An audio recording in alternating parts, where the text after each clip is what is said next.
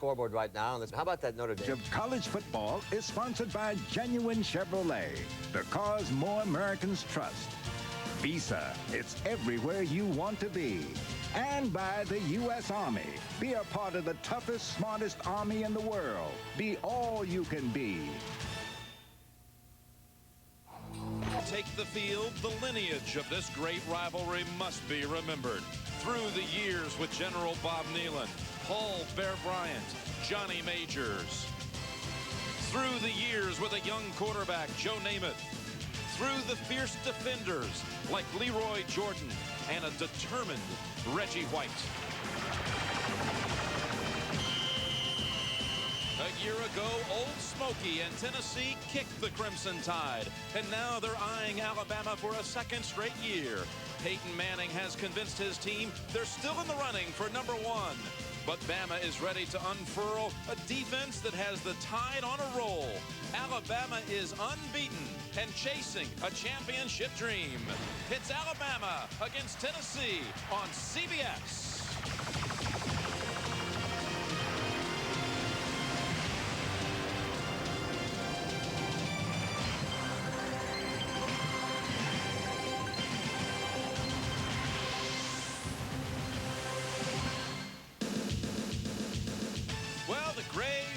Of autumn have invaded the Volunteer campus. You know, General Neyland and Bear Bryant relish this kind of setting. They are the men who built the foundation for football in the SEC. And even though the torch has been passed, the intensity of this rivalry remains. Along the banks of the Tennessee River, the Crimson Tide has rolled into Knoxville. 7th-ranked Alabama against 6th-ranked Tennessee.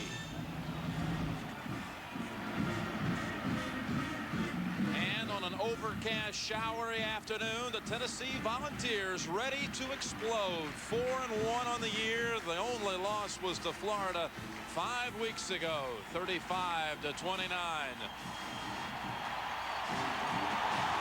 Coach Philip Fulmer and his Volunteers coming out before over 100,000 here in Knoxville, the gateway to the Smoky Mountains.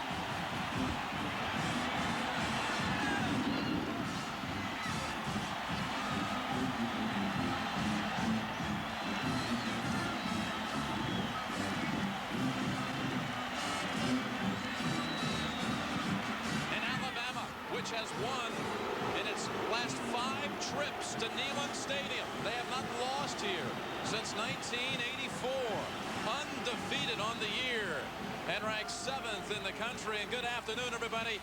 I'm Jim Nance. It's great to have you with us. You know, when you talk about a storied program like Alabama, it's hard to believe you could actually say that they could go through a season somewhat in anonymity, but that's kind of been the case with Alabama this year. 7-0, ranked 7th, but all 7 teams they played unranked at game time. So they're a real mystery. No one knows what to expect, and thus they're a huge underdog today. Terry Donahue is alongside, and Terry, this Alabama team, just who are these guys? Well, Alabama reflects their head coach, Gene Stallings. He's a disciple of Bear Bryant, which means good, tough, hard-nosed, old-fashioned football. He wants to play great defense, field position, and have a running game that eats up the clock. You're not going to see a lot of high-tech offense with this guy. Well, when you talk about running the football, we're talking about one man, Dennis Riddle, and he's been really grinding it out the last couple of weeks. Well, Dennis, 27 points is what they feel they need to have to win the game. If they hit those 2 numbers, 227, look for Alabama to win the game. Well, Peyton Manning, when we were here for the Florida game 5 weeks ago, he started to turn it around at halftime. In the last 10 quarters, he has been sensational. How about Peyton Manning? Well, Peyton Manning started slow, but he really responded in the second half of the Florida game. And it's not only his numbers, it's the great leadership that he has provided Tennessee in the locker room, enabling them to bounce back after that Florida game. If he continues on a roll today, it'll be roll Vols, not roll Tide. All right. Well, Michelle Tafoya's roll, as always, patrolling the sidelines. We're glad to have her with us. Let's bring her in right now. Michelle, take it away. All right, Jim. Well, moments ago, Phil Fulmer told his Tennessee Volunteers, our pride, our manhood, and our dignity have been challenged. This game is a little bit bigger than most. Well, the magnitude of this rivalry is unmistakable. Take, for instance, the menu changes in Tuscaloosa this week for the Alabama Crimson Tide. Their mashed potatoes were dyed orange, and instead of cola, orange soda was served. And for dessert, orange marmalade pie and cake orange frosting. Now, Alabama linebacker Dwayne Rudd told me he didn't mind the food so much. It was just the incessant playing of Rocky Top at practice and in the locker room that got on his nerves. And that's exactly what Gene Stallings wanted. He wanted an aggravative defense ready to take out its frustrations on the Big Orange. Jim? Well, those orange mashed potatoes can really make a difference. You ever had any of those, Coach? I'll tell you, there probably is not a lot of guys that enjoyed that training table meal. Orange mashed potatoes, my goodness. Last year, Tennessee broke a 9-year winless streak against the Tide, winning down at Legion Field 41-14. And Tennessee has won the toss, elected to receive, and William Watts boots it. Terry Fair, the nation's leading punt returner, running it back out to the 23-yard line. So Alabama 7-0 and Tennessee 4-1. Quarterbacked by Peyton Manning, currently ranked 7th in the country in passing. Last year against Alabama, he threw for over 300 yards, becoming the first quarterback in a regular season game to throw for over 300 against a Gene Stallings coached Alabama squad. In fact, there hasn't been another 300-yard passer since. He knocks off those kind of performances by the week. Andy McCullough in as a third receiver. They actually start with 4 wides and Manning going long as they did last year, and it was dropped by Marcus Nash. A year ago, Tennessee struck for an 80-yard touchdown on the game's first play to Joey Kent. This time, Marcus Nash should have had it near the Alabama 40. Well, Peyton Manning is able to beat you with his arm and his head. He checked off on the very first play from scrimmage, hit him right in the hands. Marcus Nash has got to make that play to come up with that ball to beat Alabama. Soggy conditions, on and off showers expected today. Temperature in the high 60s. Second down and 10, and Manning rolling out, firing on the run. That was intended for Joey Kent. Covered by Ralph Staten. In the backfield with Manning, Jay Graham, who's starting to get things in gear after a... Kelvin Sigler has come in as an extra defensive back for the Alabama Crimson Tide on 3rd and 10 for Tennessee.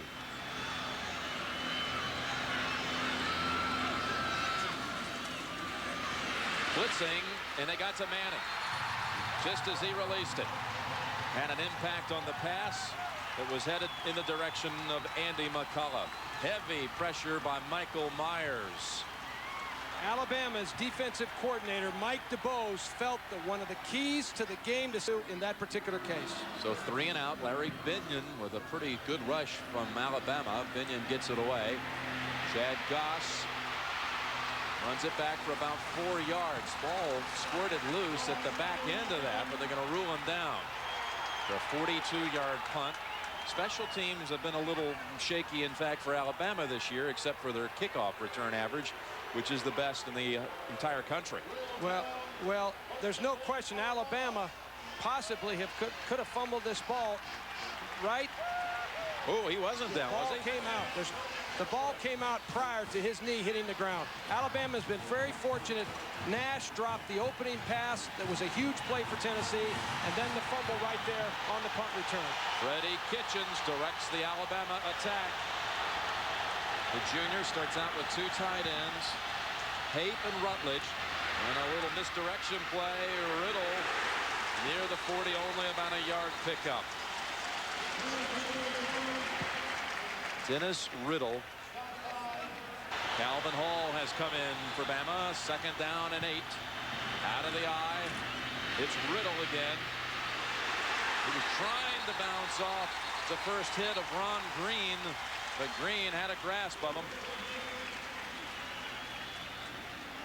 It'll be 3rd and long. Tennessee's defense anchored up front by Leonard Little with Duff and Green and Jonathan Brown, who's been making sacks here lately. Wilson, Hines, and Jester gets the nod today over Craig King, with Austin, Noel, Parker, and Terry Fair in the secondary. The overall speed of the Tennessee defense is one of the things that Alabama has to contend with this afternoon. 3rd and 7. Kitchens flings it, and that was intended for West.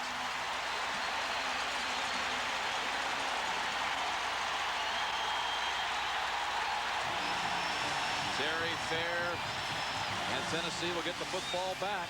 Freddie Kitchens has not been a quarterback that has started games as a hot quarterback. He generally has started with a lot of incompletions. It takes him time to warm up throughout the game. Alabama's hoping to get off to a better start with Kitchens than the first series of plays. So the man who defended that pass, Fair, makes the catch at the 20. And out to the 30-yard line. Both teams with one possession, 3 downs and out. We'll have Tennessee with its second series coming up next. Alabama's defense is the 4th-ranked defense in the country. Let's meet them. Chris Hood, Michael Myers, Ozell Powell, Kelvin Moore on the line. Staten, Buckner, and Rudd, who's a Butkus candidate. The linebacking crew, Bryant, Jackson, Samuel, and Deshae Townsend. Manning was 0 for 3 on first series passing, and here they go for a second crack from their own 30.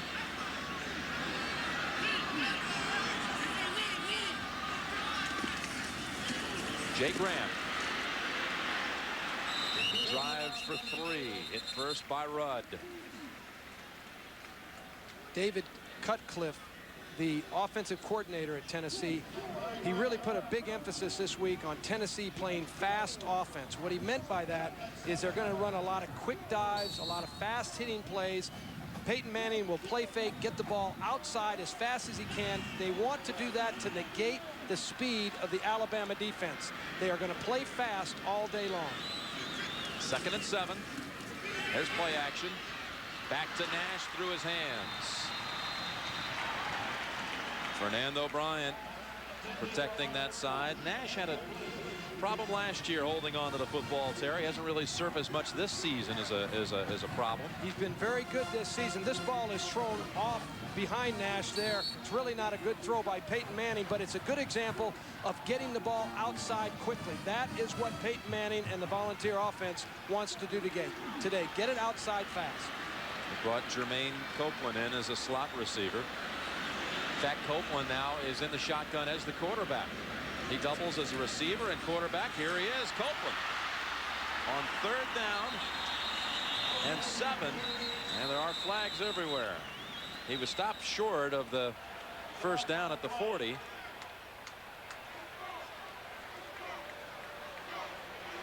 Jermaine Copeland was caught this season 9 passes, and is also the backup quarterback to Manning. Slipped into the lineup and then into the backfield where they used him out of the shotgun. Let's see the call. Offsides, defense. It'll be 5-yard penalty. It'll be 3rd down. It'll be 2 yards shy of a first. It's unusual when you see an athlete like Copeland come into the game this early for a quarterback like Peyton Manning. But right here, Tennessee wants to take advantage of Copeland's abilities as a runner. Peyton Manning's a wide receiver over there, just a decoy on the play. Manning returns to his position under center now, 3rd and 2.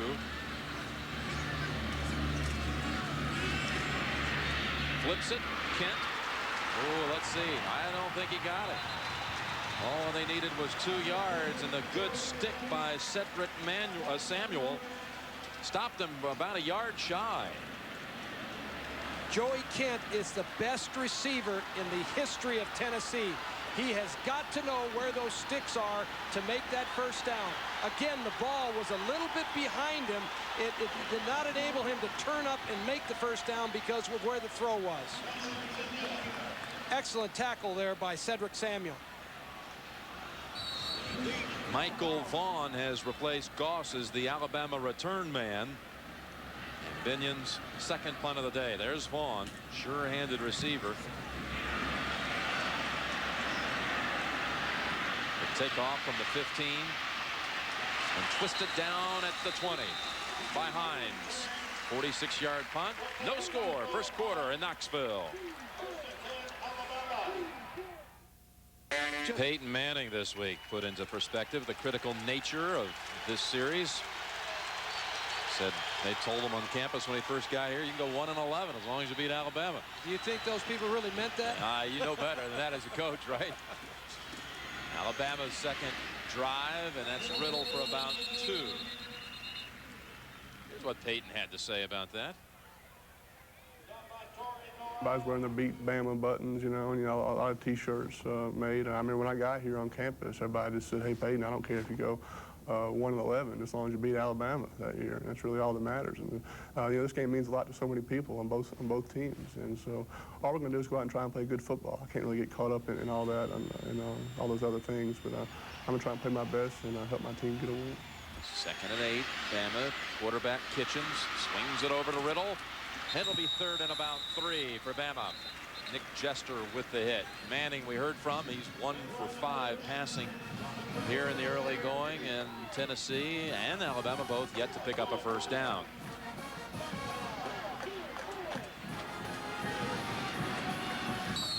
Billy Ratliff has come in. That defensive front. You know, when you talk about big rivalries like Tennessee-Alabama, when Alabama comes in as a 15-point underdog, the psychological advantage, it really is in their favor. The pressure becomes on Tennessee, not on Alabama. And I think Alabama comes into this game with some advantages.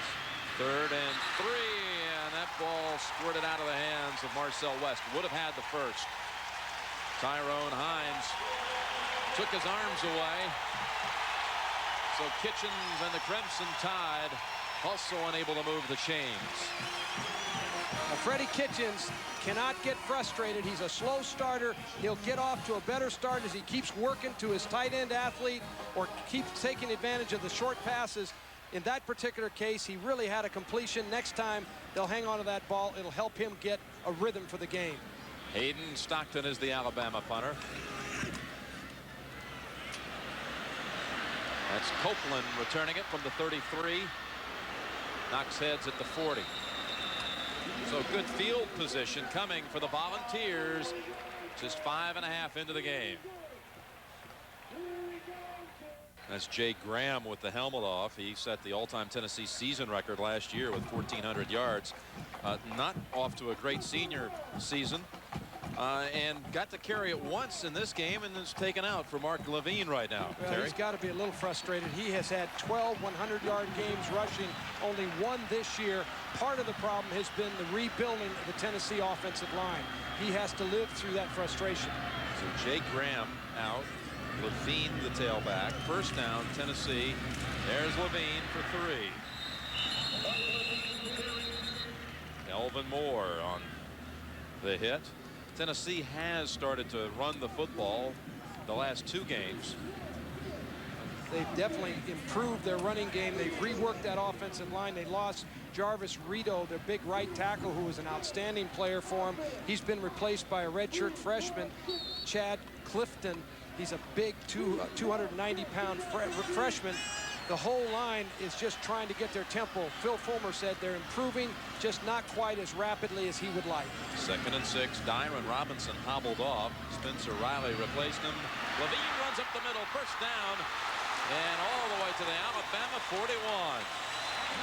15 yards for Levine. A nice burst up the middle. That was cleared by Spencer Riley, who had just checked in for the injured Robinson. Mark Levine has a slashing style of running. This is a trap play. Tennessee has not shown this play to Alabama this year yet. And Dwayne Rudd, 87, came up with the stop at the end. And there's Riley, a freshman from Newmarket, Tennessee, who has come in for the injured Dyron Robinson. We just had the game's first down. Looking long, post pattern, Kent. Deshae Townsend on the coverage. Kent had just enough room. Had the pass been right there, could have been 6. Joey Kent was open on the play, had beaten Deshae Townsend. When you play against a team like Alabama that's committed to stopping the run, you want to run play action faking. Right there, it's an example of Peyton Manning faking the play action, then going deep, had him open, just did not put the ball right where he needed to. 2nd and 10. McCullough and Price have joined the starting receiving core in the lineup. With the blitz coming, Manning unloads, and he was looking for Andy McCullough. There's a flag. They throw the flag. And Fernando Bryant says, yeah, that's got to go on McCullough. Offensive interference. If you're a wide receiver, you can never let your hands get away from your body. You can never push off. Andy McCullough pushes off Fernando Bryant. The official's right on the call. It's a good call. The defensive guy, he has a right to play defense. The offensive man, he has a right, but you can't push off. That's what happened. Offensive pass interference. Be 15-yard penalty. Loss of down, be 3rd down. That's a huge penalty on the offensive team. You know, he said loss of down will be 4th down. It should, even with the loss of down, only be 3rd down, 3rd and 25. And again, 5 defensive backs for Alabama in the game. This Alabama secondary, 5th in the nation in pass defense, only allowing this year 2 touchdown passes. They've picked off 10 passes. That's something that Gene Stallings kind of specializes in here. They have averaged 17 interceptions every year that Gene Stallings has been the head coach at Alabama. That's a phenomenally high number. 3rd and 25. The Tide pushes them back with Dwayne Rudd. You go back to that pushing off penalty against Andy McCullough. As a coach, you spend a lot of time talking to your receivers about that very same thing. All-American candidate right there, Dwayne Rudd. This is why he's one of the 11 finalists for the Butkus Award. He fits right into the great tradition of Alabama linebackers. Halfway through the first quarter, and Tennessee punting for the 3rd time. Binion's kick. Well, it hit at the 1, was a save. Oh, was that a high-wire act by the Volunteers? Ronnie Pillow, a converted running back, who's a linebacker now. He made the catch inside the 1. But first, it had been saved by a couple of Volunteers, including Mark Ingram. You talk about special teams, it's not always a return man who makes a big special teams play. Sometimes it's a coverage team that gives you ideal field position. When you back Alabama off, put them on the 1-foot line, you have helped your football team. Al Wilson saved the ball as it was going into the end zone. Then Ingram, the snapper, tapped it over to Pillow, who downed it at the 1. Bama taking no chances, trying to buy just a little real estate. And that's all Alabama found. When you're backed up into this area of the field, Jim, it's not a bad idea to go deep. If you're going to go deep, if you want to run a risk play, a high-risk play in this area of the field, take a launch and let one fly from down in here. Otherwise, be very, very careful with the ball because you're dealing with safety territory. You might give up 2 big points early in the game. Billy Ratliff goes to the Tennessee bench. Watch it from the goal line on 2nd and 9. There you go. Kitchens, he heard your call, Terry. Diving attempt by Calvin Hall. At the 35, it'll be 3rd and 9. Raymond Austin, excellent coverage. Ray Austin is a converted strong safety who has moved to cornerback, and he's been picked on this year some because when you're a strong safety, you're more of a run support guy, not quite as good of a cover man. But right there, Ray Austin made an outstanding defensive play.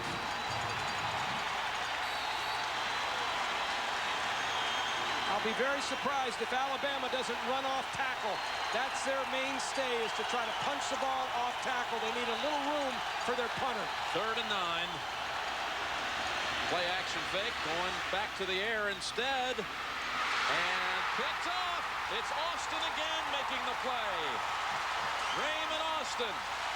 They tried to pick on him twice. He came up with 2 plays, including an interception at the Alabama 32. Freddie Kitchens did not have an open receiver on this play. The play is covered. He needed to throw the ball away. Ray Austin is in perfect defensive position to take this ball away, which is exactly what he does.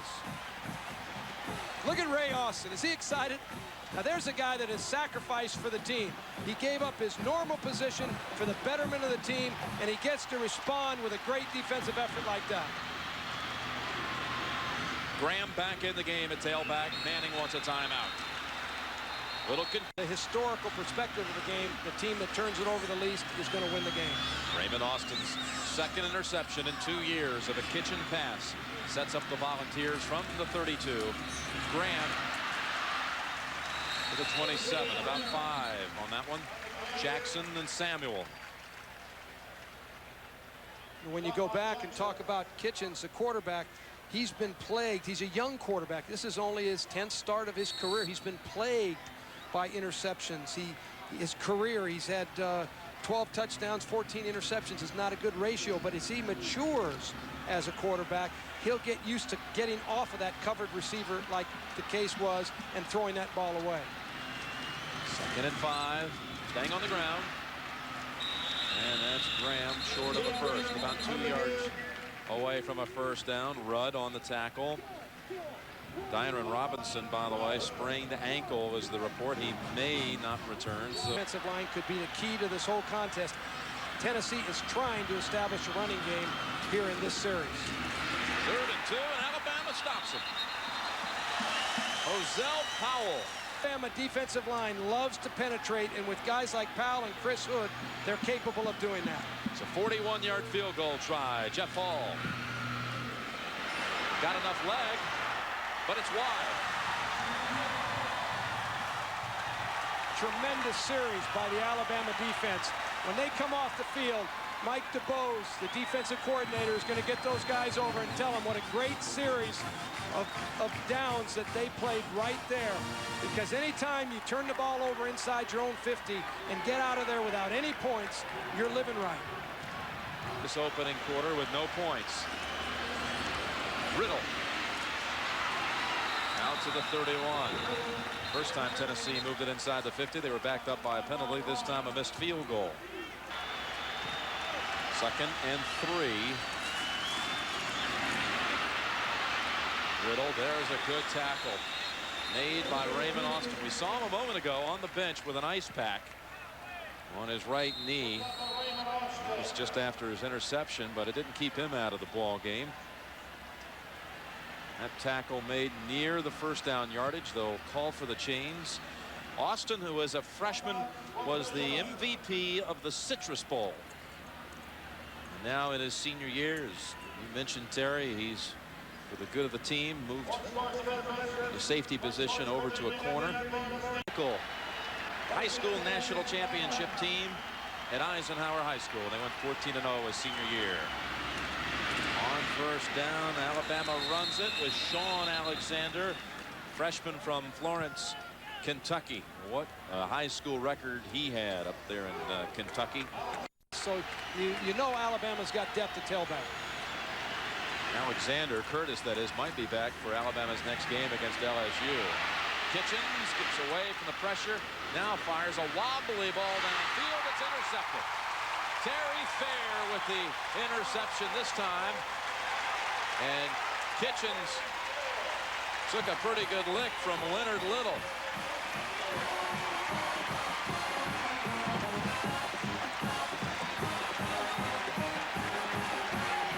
Freddie Kitchens cannot continue to turn the ball over on his offensive team. He's got to be able to make better throwing decisions.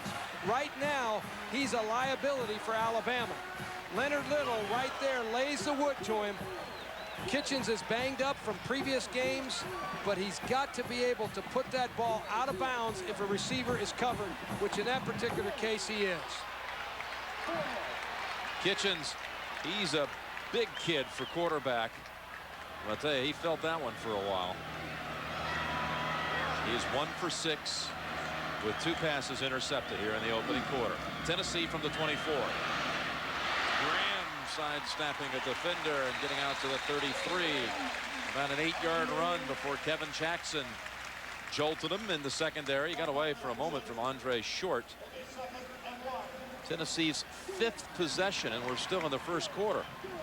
Well, neither team is able to move the ball right now against these defenses, and trying to run the ball against Alabama's defense is a task.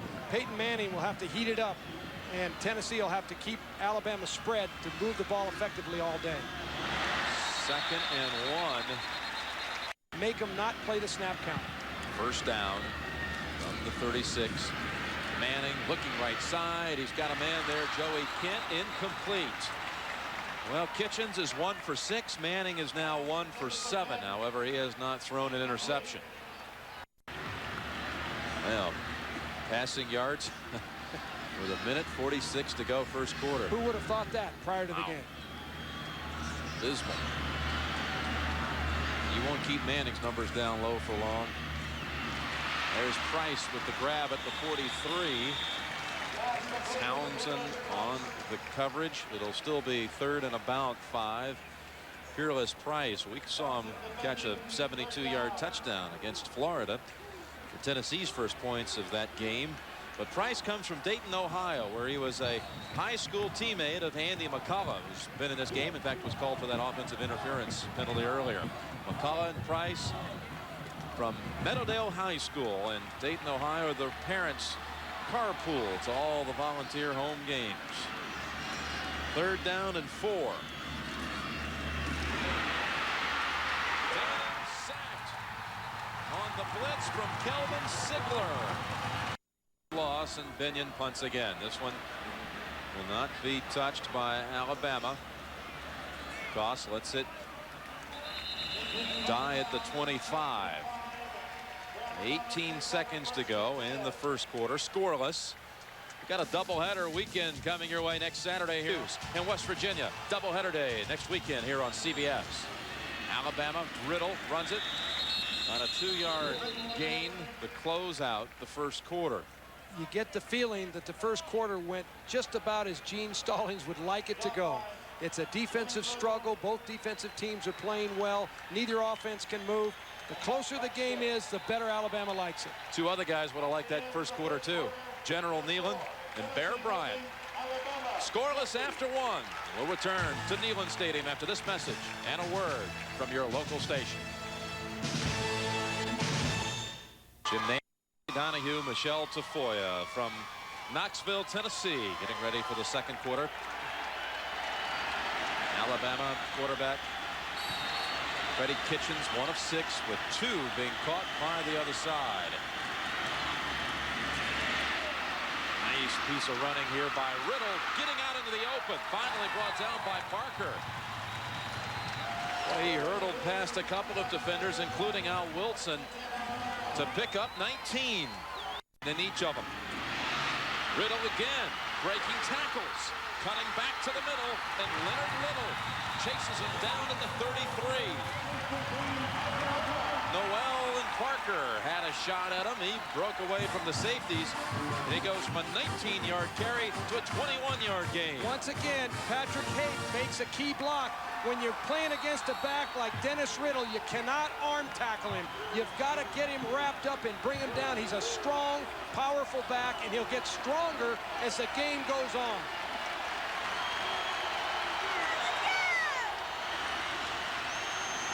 First trip into Tennessee territory, staying on the ground, and Riddle advances it to the 30. Billy Ratliff and Al Wilson combine on the hit. Leonard Little sitting out a play after making that tackle a moment ago. Leonard Little did not play well last week against Georgia. Yesterday, in visiting with him, he had made a real commitment to stepping his game up a whole new notch today against Alabama. Riddle with 60 yards rushing on the game, sits out this play. Alexander in for him. Sean Alexander, blocker in front, cuts it back inside. Oh, that's a firm tackle by Ratliff.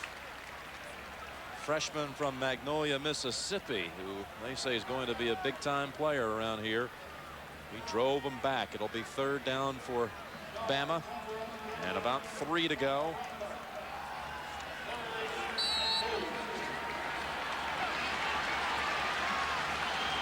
Riddle returns. Alabama is attacking with 2 tight ends one on the line and one in a wing position, and the wing position is disrupting the Tennessee defense. 3rd and 3. Hurdling is Riddle, and he is driven back short of the first. About a yard shy of the first down. Noel. Torrey Noel. I would suspect that Gene Stallings will go for this. They've had some trouble with their place kicking. The ball will be wet because of the rain. I'll be very surprised if Gene Stallings does not go for this. There's Robinson, the offensive lineman for Tennessee, with the ankle sprain, going to the locker room. Stallings is going for it. Little back on the defensive line for Tennessee. 4th and 1. Let's call it 2. No chance. Leonard Little got in there quickly. And Bama denied on 4th and 2.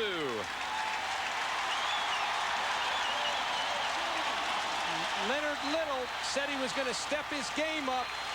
He will come from the top of the screen and stuff the fullback, which it creates no running room, no lane for the tailback to get through. And Phil Fulmer has got to love defense when it goes like that for him.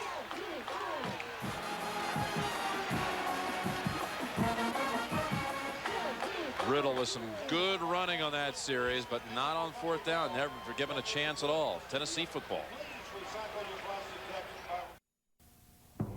For Bama, it would have been a 42-yard field goal try. Instead, they went for it on 4th and 2. Denied by Tennessee, and the Volunteers take over at their own 25. I thought that was a good call by Gene Stallings. He's had some kicking troubles. And Mark Levine alternating with Graham. And he gets free for about 8 yards. Samuel finally got him by the ankles. Let's go down to Michelle Tafoya. Well, Jim, you know, Alabama, if they win today, will be smoking cigars in a tradition started by Bear Bryant back in 1958. But last year, when Tennessee won at Alabama, they had their own cigars. Here are the cigars Alabama rolled into Knoxville with. They've got them packed away in their equipment trunk. But I hear from the Tennessee sidelines, they will also have cigars at the ready should they win today, Jim. All right, well, right now we're playing to a scoreless game. Levine showing signs of breaking free. Samuel with the hit. One of the advantages that Tennessee has is that if you get off to a slow start with your quarterback, Peyton Manning, you go and try to reestablish your running game, which is something that Tennessee came into the game wanting to do. They feel that one of the real keys to this game is getting their offensive line to dominate the Alabama front. So cigar may not be the story at the Breeders' Cup, maybe will be, but that could be the story here after the game for the winning team. And Peyton Manning on play action has Joey Kent. Good catch. And finally brought down at the 38 by Jackson. 18 yards on that pass. When you run the ball, then all of a sudden you come back with a play action fake. What happens is that draws the linebackers up into the line of scrimmage because they're used to playing run. Peyton Manning comes back with the play action fake there. Joey Kent runs a drag route.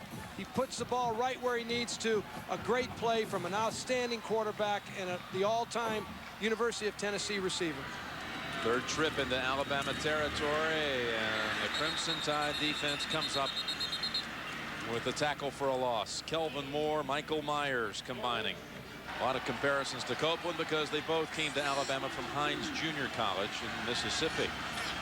2nd and 11, and Alabama looked to jump. Tyrell Buckner may have scooted across. He knows. 2nd and 6. Peyton Manning, 22-3 as a starter in his career. Still has 15 seconds on the play clock. Plenty of time. There's Bryson in the backfield. Pass over to Copeland, who lined up for 1 down as the quarterback. He makes the catch at the 31. Their version of Cordell Stewart. Well, you've got to be impressed with how Tennessee has tried to work Jermaine Copeland into the offense. He played quarterback, ran a quarterback draw. He's played wide receiver. They want to get this athlete the ball today. They obviously have made a real attempt to put him into the offensive fireworks. 3rd and 2. Levine on a wing to the left. Bryson in the backfield. Tennessee 0 for 5 on 3rd down tries. There's just 2 yards to go. Blitz. Manning incomplete. Just had to unload it. Bryson got a hand on it. But two Tide defenders bury the quarterback. So in the light rain, 48-yard try. Hall, who's already missed once today from 41. And flags down. Looks like Tennessee moved. Before the game, you know exactly the range that your kicker can hit balls from, and you go out there and measure it, and it's a science. And the ball, as it gets heavier, it's more difficult to make those kind of kicks. At 5 yards is critical. Townsend becomes the third different punt returner for Bama today. Kenyon, no such luck near the goal line. That one flies into the end zone. That'll bring Alabama out to the 20, and we'll return to Neyland Stadium after this word from your local station. Or see your book. See out of scoring position. It's like a turnover. You have to then back up and punt the ball. It's a critical error in the kicking game. Game scoreless, second quarter.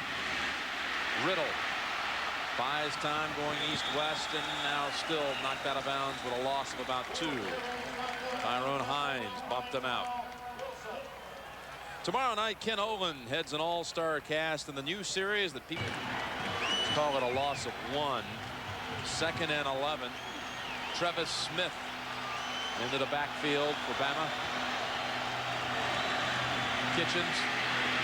Good protection. Man open. They'll have the first down. Out to the 40. It's Trevis Smith. Completion starts with pass protection. You've got to give your quarterback the time to get his feet set and to find the open receiver. That was a great example of Pete DeMario working against Leonard Little one-on-one. That battle goes to Pete DeMario. Shamari Buchanan in as a receiver, but on the ground, the Tide out to the 45. Pick up of about 5. King and Noel together on the hit. It's raining pretty strong now.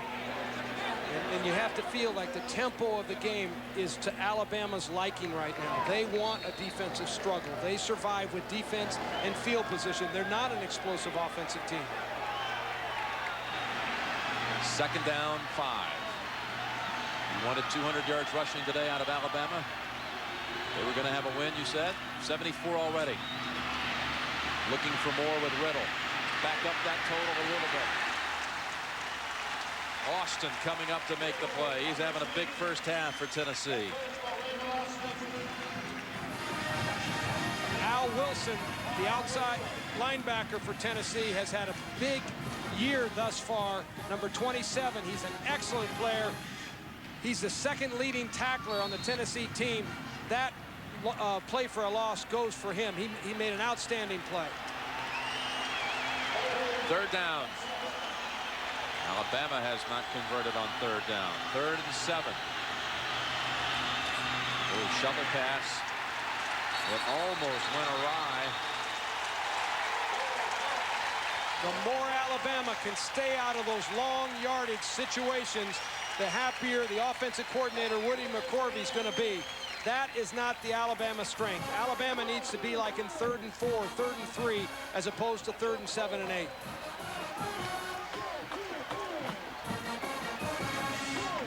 Hayden Stockton back in, the senior from Double Springs, Alabama. The punt to Terry Fair, the nation's leading punt returner. He averages 23 yards a return. The average helped by an 86-yard one back for a score against UCLA.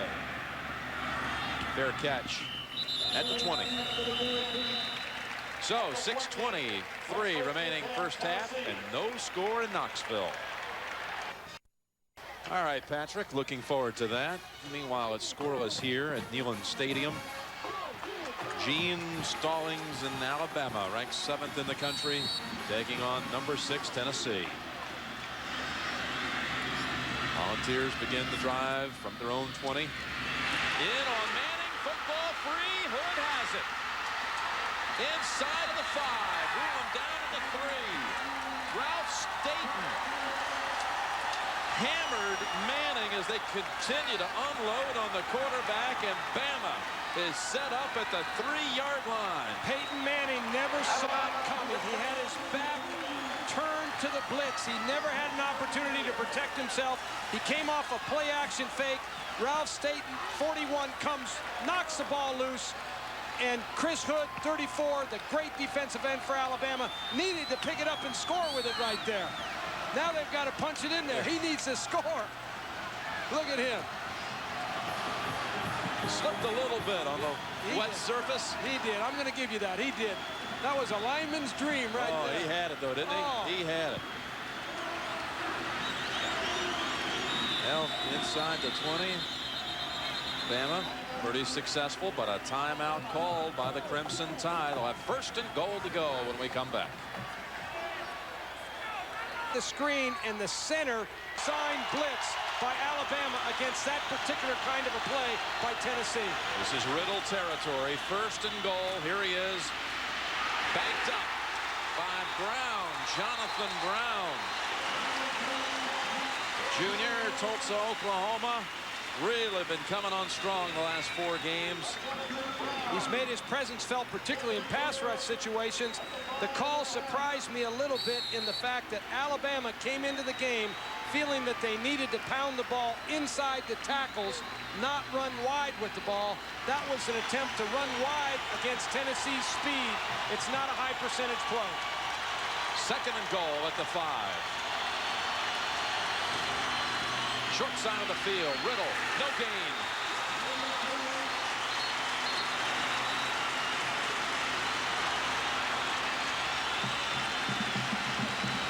Tennessee's got 8 men up on the line of scrimmage and another player in a position to tackle. When you have this kind of a front, it's just heavy going for your offensive linemen and backs to make any yards. It's just a hard situation to be in.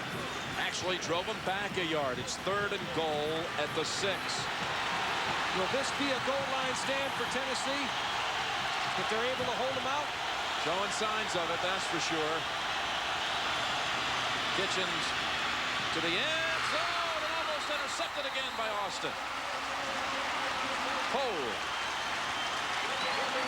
that could have been a race the other way, 100 yards. Raymond Austin would have taken that ball 100 yards the other way if he hadn't dropped it. Marcel West pushes off. Austin has it. But the big problem is Freddie Kitchens just cannot let that ball go into that kind of a coverage. He's just not open enough to release the ball. From the left hash mark, it'll be a field goal try from Brian Cunningham. They alternate kickers. 23-yard try, and it's blocked. Tennessee got a hand on it.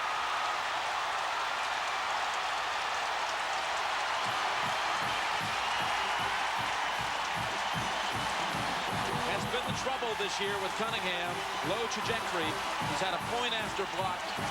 And this is his 2nd field goal of the season block. Only a 23-yard try.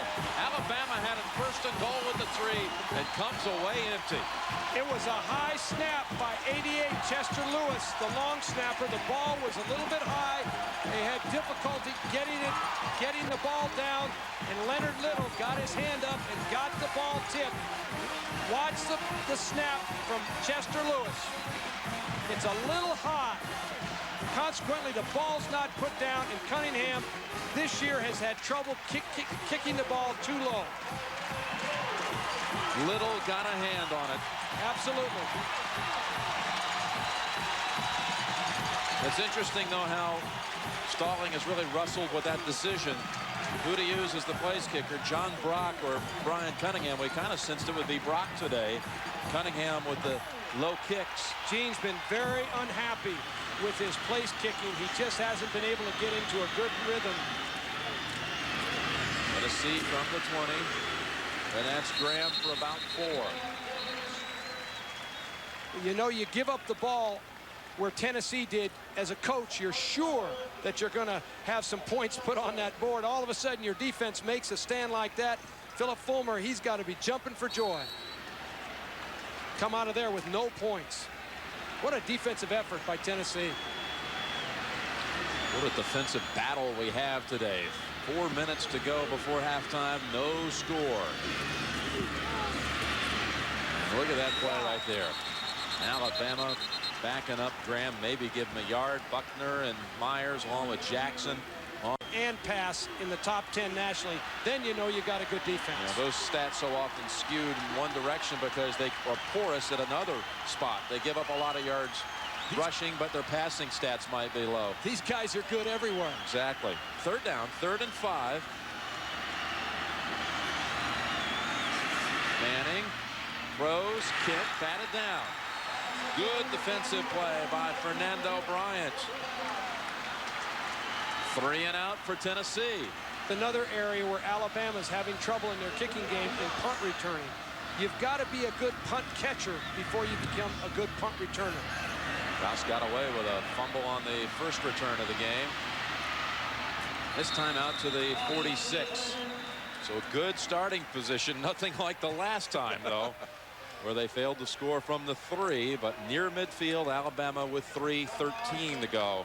Second quarter. Coming up at halftime, back to New York. They have a football program. They've built it. They deserve respect. Play action. Kitchens. Man open. Makes the catch for about 9 yards. You know, coaches love to talk about turnovers. Turnovers are going to kill us. We've got to make sure we don't turn it over. Alabama has thrown 2 interceptions in this half, but it hasn't hurt their football team.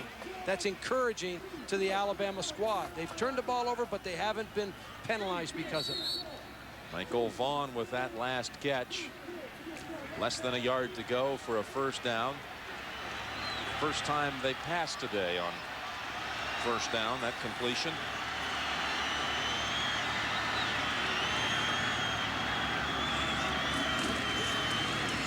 There's an easy first. Riddle into the secondary. Riddle running inside the 20 and down at the 17. Terry Fair was the last man who could get him.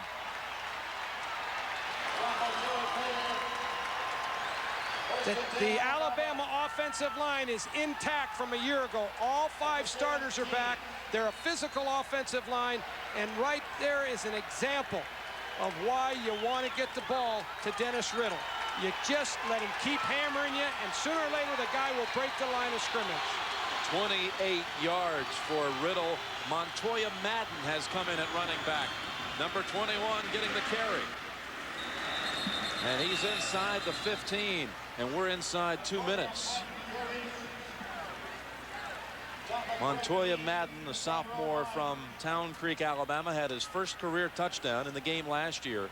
To get him inside the 20-yard line because he's such a power runner. He's so short to the ground, he's hard to tackle. 2nd and 6. He got tackled that time. Boy, did he quickly. Good hit by Al Wilson. And a clock running with 1:15. Don't you just know that Gene Stallings is loving this kind of a game? And this is what he talked to us about. He loves a defensive battle. He loves it when you're playing field position. This is how he grew up under Bear Bryant. This is how the Alabama philosophy is. And their defense as well has been something special this year. But 3rd and 5, deep in Tennessee territory. Kitchens, no chance. Tyrone Hines sacks him at the 20. Alabama came into the game feeling that Tyrone Hines, number 47, was the best defender that they had to play against.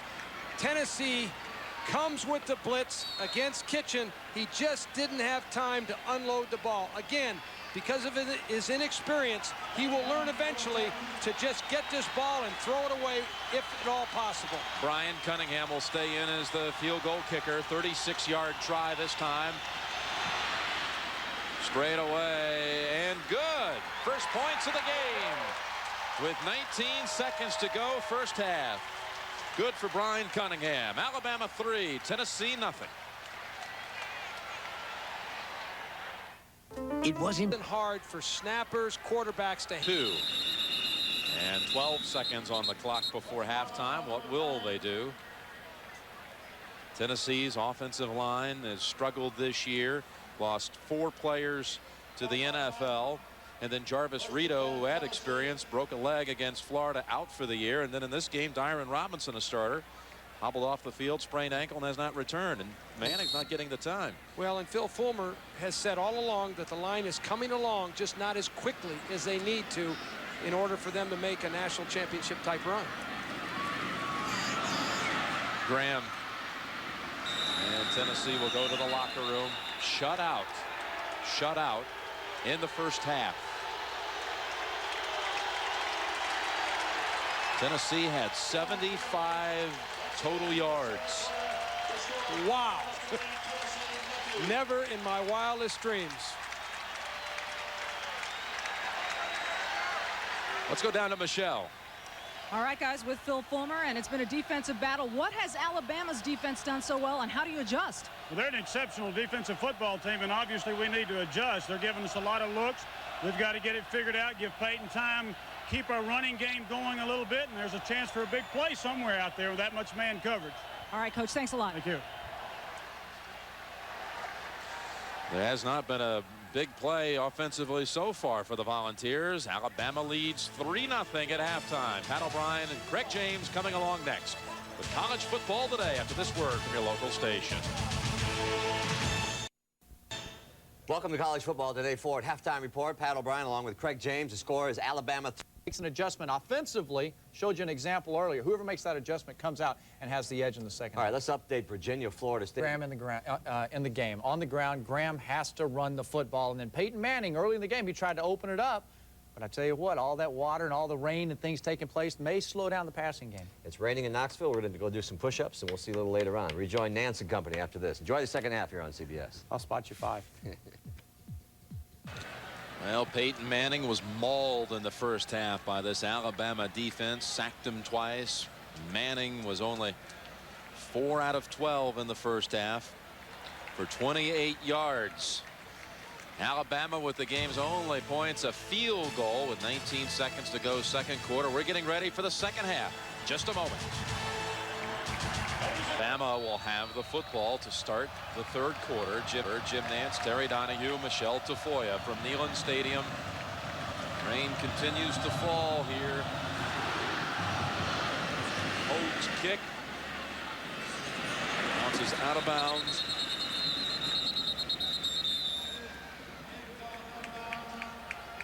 Alabama will bring the football out to the 35-yard line. And Terry, how about that first half? We had 3 turnovers, 3 points total. What do you expect in the second half? Well, you know, the turnovers didn't hurt either team. No one took points off the turnovers.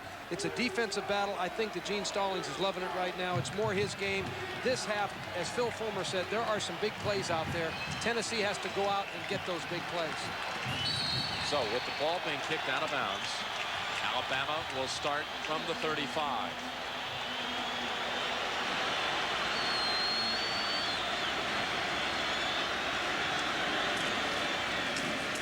Riddle right up the middle for 5.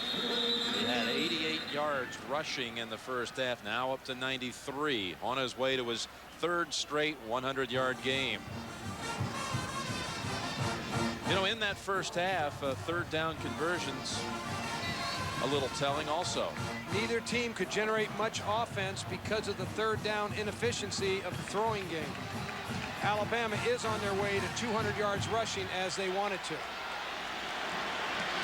Alvin Hall in as a receiver, 2nd and 5. Riddle decides to go to the left. Picks up the first down. Looks like an old Saran Stacy move for Alabama. To gain 9, he's over 100 with that carry. A lot of people think that Dennis Riddle's greatest asset is his vision. This is just like playing out in the sandlot. He sees the defense over pursuit. He just changes his direction and takes it back by himself. That's an athlete making a play, helping his team get off the hook. This is the way I expected Alabama to come out in the first half of the game, running the ball with Riddle off tackle, trying to pound Tennessee. They came out with Kitchens throwing. 154 he had against North Carolina State, 140 against Ole Miss, now 102 and looking for more against Tennessee. He's going to find more. Riddle, you started to see him now finding that groove in the second quarter. He's all the way down to the 39 of the Volunteers. Noel and Parker, the safeties, made the hit. Patrick Hape, the big tight end who's playing wingback, is making the offensive game plan work. You can watch him at the top of the screen. He is the guy who can double down from that position. It creates a soft spot in the Tennessee defense and allows Dennis Riddle to attack that soft spot.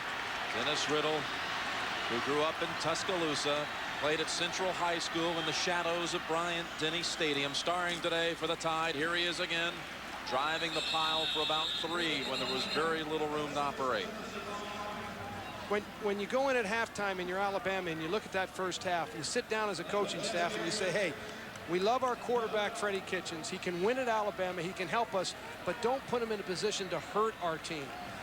In the first half, when you're throwing the ball all over the lot with a guy like Freddie Kitchens, he can hurt you. He threw 2 interceptions. Sooner or later, you have to throw with your quarterback. But if you don't have an experienced guy, your team should carry your quarterback if your quarterback cannot carry the team.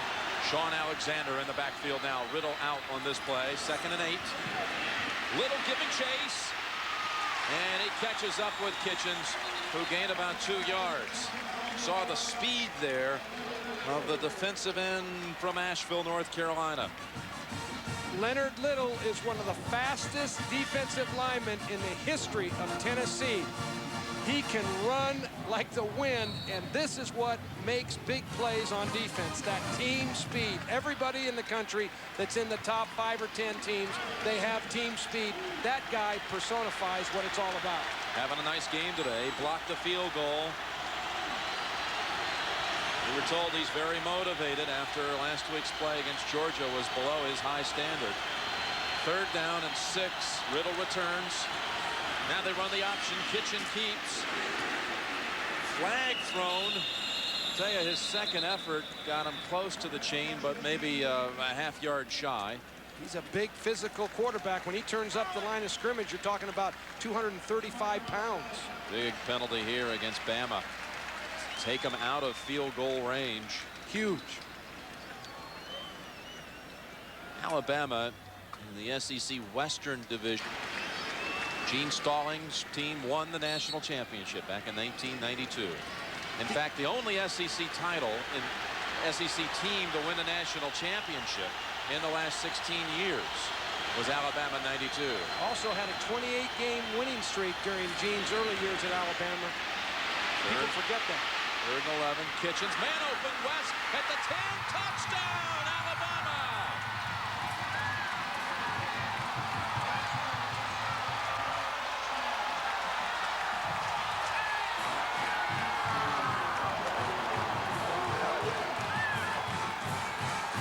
Freddie Kitchens has not hit a lot of receivers today, but he's never thrown a bigger pass in his life than that one to Marcel West. Marcel West just gets behind the Tennessee defense.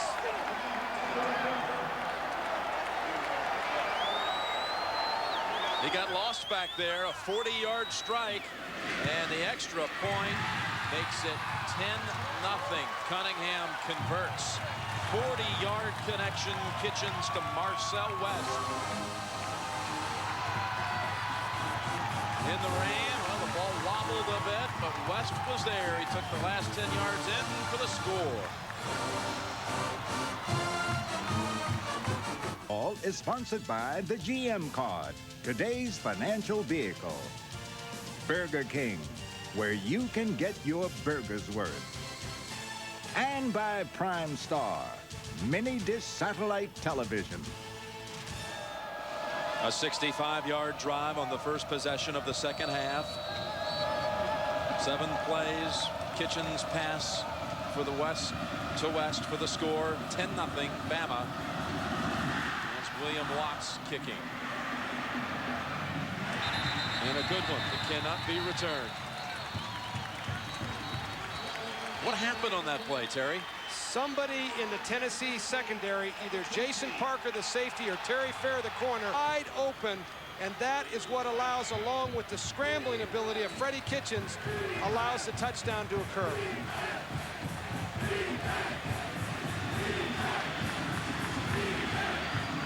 Three receiver formation for the Volunteers. First snap for them in the 2nd half. Manning to Nash, and he is hammered after a 3-yard completion. Let's check in with Michelle Tafoya. Well, Jim, coming out of the Alabama locker room, 2 defensive linemen from the Crimson Tide line that's been controlling this game spoke up. Right end Kelvin Moore said 2 more 15s and we go home. And defensive tackle Michael Myers added, this is our hometown and we're playing for the national championship. Guys? They've been the forgotten team, Michelle, really, for the national championship race. 7-0 on the year. Again, they did not play a team that was ranked coming into the game until Tennessee today. 2nd and 7. Ball in the air. Looked out. It's picked off. Deshae Townsend. Out of bounds at the 15.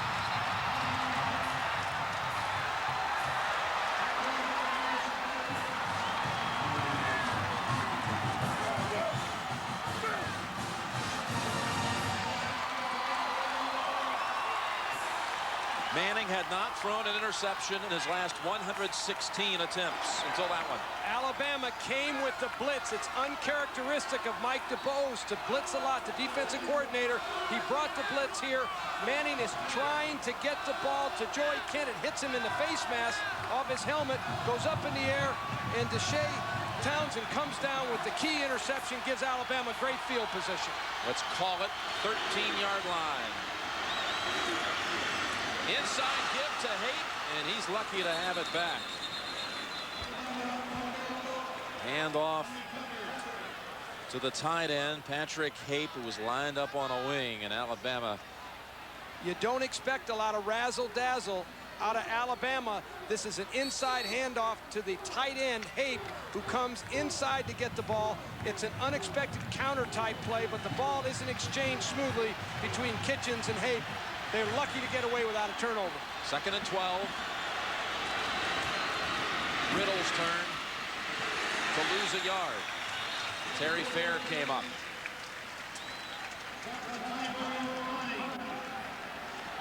It's the 2nd turnover for Tennessee. You know, in the first half, the 3 turnovers in all didn't even add up to any points. No harm whatsoever.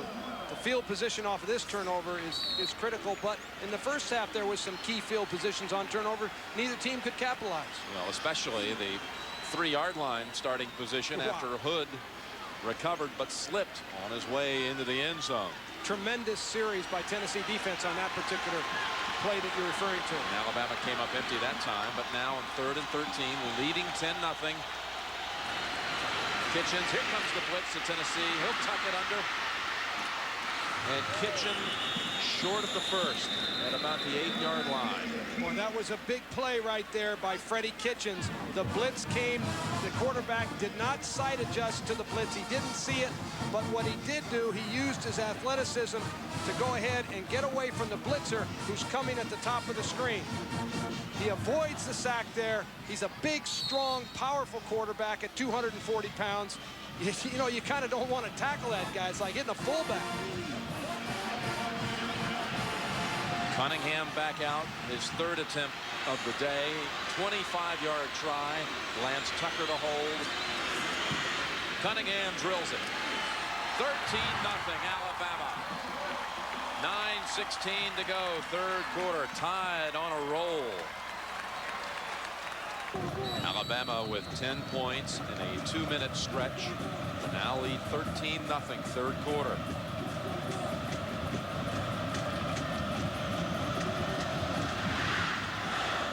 Once again angling the boot. Levine will not even think about it. So, from the 20. Tennessee has played only 2 games in the last 5 weeks since the loss to Florida. Opening up with home games.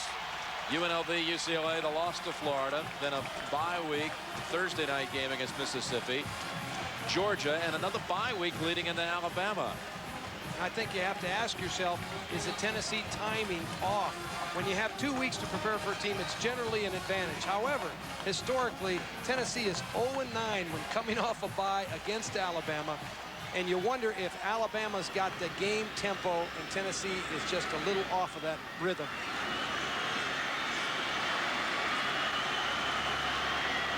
With 4 on the play clock, takes the snap, looks left side, one-on-one coverage. Catch is made, they give it to him. They say he got the foot in at the 47-yard line of Alabama. That's a 33-yard pass play. Joey Kent, who's a great receiver for Tennessee, runs a fade route. And the beautiful thing about this play is he leaves himself enough room for Peyton Manning to lead him to the outside. It's a terrific throw by Peyton Manning. It's an absolutely perfect ball. And what concentration by Joey Kent. Now look at the fingertip grab for the young man who was recruited by Alabama in his home state. He's from Huntsville as a defensive back. He wanted to play wide receiver, so he ventured north to Volunteer country. Levine down to the 38. That's Graham. Beg your pardon. Graham with a good burst. Buckner on the hit. Funny about how offenses go. All of a sudden, Tennessee couldn't get anything going. They turned the ball over. Alabama scores. Now Tennessee explodes. The thing about Tennessee that you have to be concerned about if you're Alabama is the explosiveness of the offense. It can lie dormant, and then all of a sudden, boom, and it's gone on you. 2nd and 1. Manning's checking off. Here comes Myers, and Manning falls at the 50. Oh, is he quick? Well, Michael Myers said coming out, as Michelle told us, out of the half, that he wanted to dominate the game. Third sack for the Bama defense today. Copeland in as a receiver, as is McCullough. Alabama is doing a great job disguising their defenses. So after 2nd and short, it's now 3rd and 10. Manning lobs it, and McCullough can't make the catch. They wanted interference here. No flag. Ralph Staten may have bumped him a little bit, but no call. Ralph Staten is a converted defensive back who can play man-to-man coverage against fast wide receivers. He got there a little early right there. Looked to me like it should have been a pass interference call. So the drive fizzles out thanks to the sack of Myers. Townsend awaits the kick of Binion. See here, been set back so far, but we still have a 1/4 to play. 13-0. Alabama over Tennessee. Bama football at its own 20. Riddle for 3. It was a huge defensive play. A gem turned in by Michael Myers on 2nd and 1, Terry, just when Tennessee was gaining confidence. Well, and Peyton Manning wanted to go to the touchdown pass. He sees the blitz coming. He's trying to get a big play, which you encourage your quarterback to do, but he just never had a chance to get the ball off.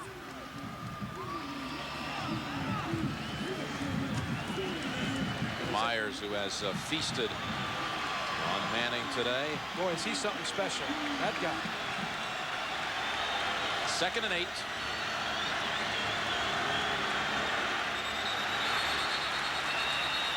And it looks like a delay of game call against Alabama.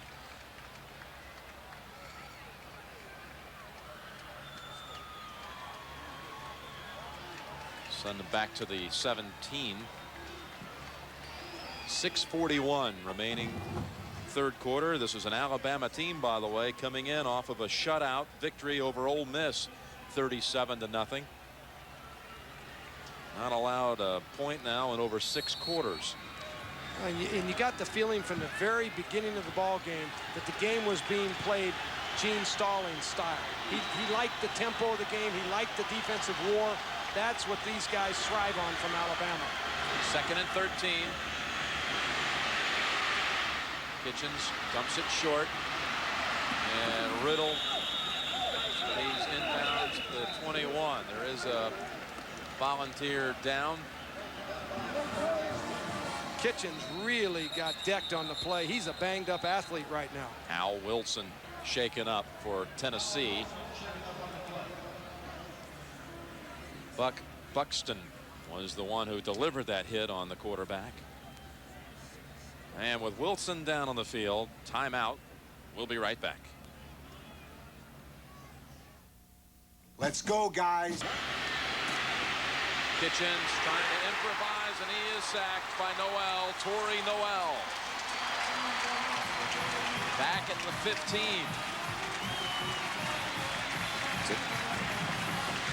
John Chavis, the defensive coordinator at Tennessee, is bringing some heat of his own. Torrey Noel in their nickel package. He's hugged up. All of a sudden, he's a late blitzer, and because the quarterback could not get rid of the ball, he's unable to make the play. It's a coverage sack. There's a return man for Tennessee who can turn the game around quickly. Terry Fair, you see him back there in your midfield. Stockton got settled, and then the rush came. But boy, did he let one fly all the way back to the 36. And Fair showed signs of breaking free before going down at the 39. Chris Edwards finally finished him off. Next week, doubleheader day on CBS over in Ireland. The Fighting Irish are traveling to Dublin. It'll be Notre Dame and Navy. This should be some game. Notre Dame against a team that has really shocked some people this year with only one loss all season long for the Middies. Then later on, many will see Georgia, Florida, or Syracuse, West Virginia. That's next weekend. Manning across the middle. Kent at the 47, a gain of 8. So again, Notre Dame Navy, the Shamrock Classic at noon Eastern time next Saturday, followed by regional action. Many of you will see Georgia and Florida, their annual duel from Jacksonville and Syracuse, West Virginia, to other parts of the country. Boy, you've got to be impressed with the way all three of the academies are playing. They're having a fabulous college football year. And Army is unbeaten, one of 8 unbeaten teams in the country. That includes Alabama on that list. And Air Force just beat Notre Dame. Sam Pinner is the center, in for Brent Gibson. Second down, quickly Kent in the open field. Look out, Joey Kent for the touchdown, Tennessee.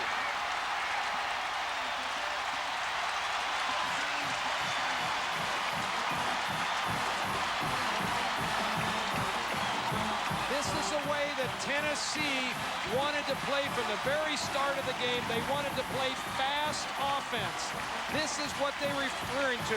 Quick hitting strikes like this one to Joey Kent. The ball is caught in his hands. You're not going to catch that guy from behind once he breaks the line of scrimmage.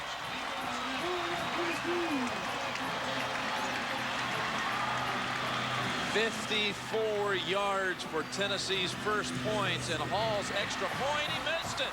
That's a huge miss.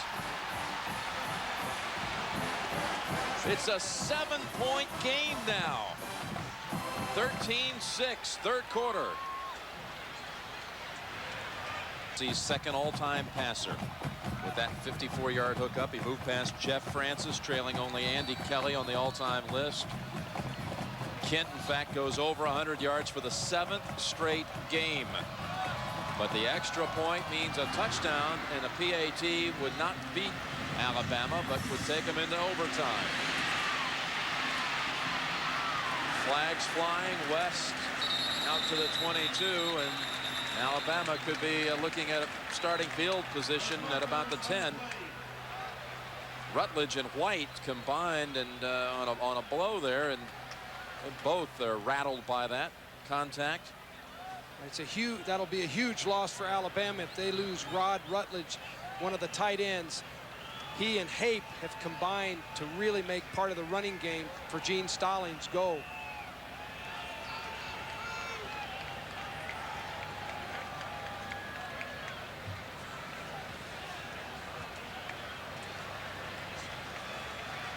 See the collision right there. Both guys took a real hit. Both dazed, but both able to walk to the sideline under their own power. Start Alabama on this series at the 9.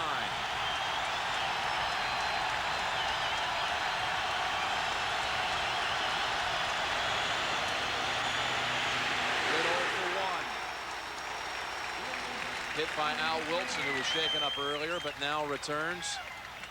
How quickly they struck here.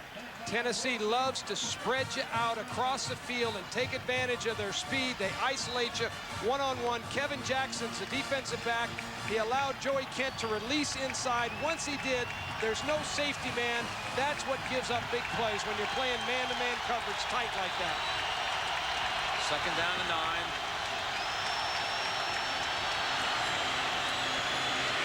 Riddle with room to the 15.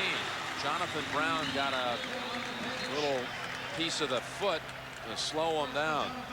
Well, tell me about that extra point being shanked, what that means. You know, it was such a huge kick, and watching it, he just pushed the ball a little bit to the right. What it means is that the game has a great chance of going into overtime.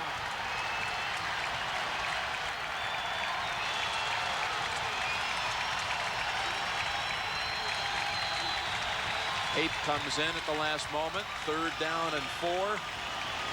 3 minutes to go, third quarter. Rod Rutledge, the tight end who was injured, is back in as well.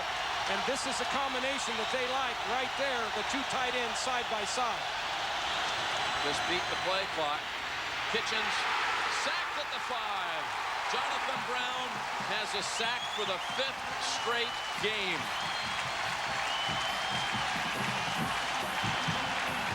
Ron Green also in there.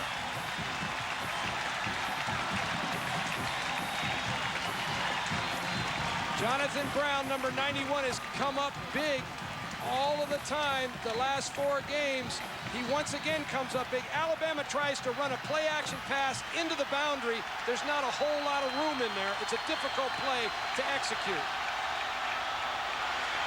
Stockton got it away. Copeland's the return man at the 40. Down near the 35. 35 yards away from a touchdown and a point after that would tie it. Westmoreland a little shaken. There is a flag in the area of the tackle. I believe it's going to be against Alabama. Personal foul.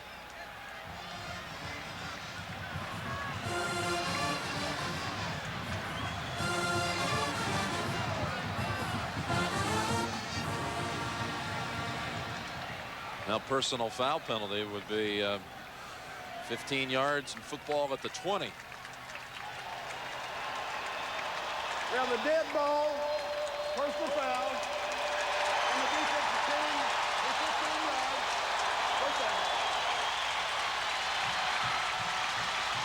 All the way down to the 20 at Neyland Stadium.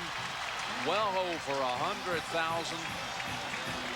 On a rainy afternoon in Knoxville. It was 3-0 at halftime. Alabama scoring just before the intermission. And then 10 quick points to start the second half. But Tennessee just scored a moment ago. A 54-yard hookup. Graham tackled at the 21 by Buckner. A 1-yard loss. Riddle's run set up the field goal by Cunningham. Then in the third quarter, West 40-yard catch and run, 10-0. Then after an interception by Townsend, another Cunningham field goal from 25. Tennessee just got on the board for the first time, 13 to 6, not 7. Extra point was missed.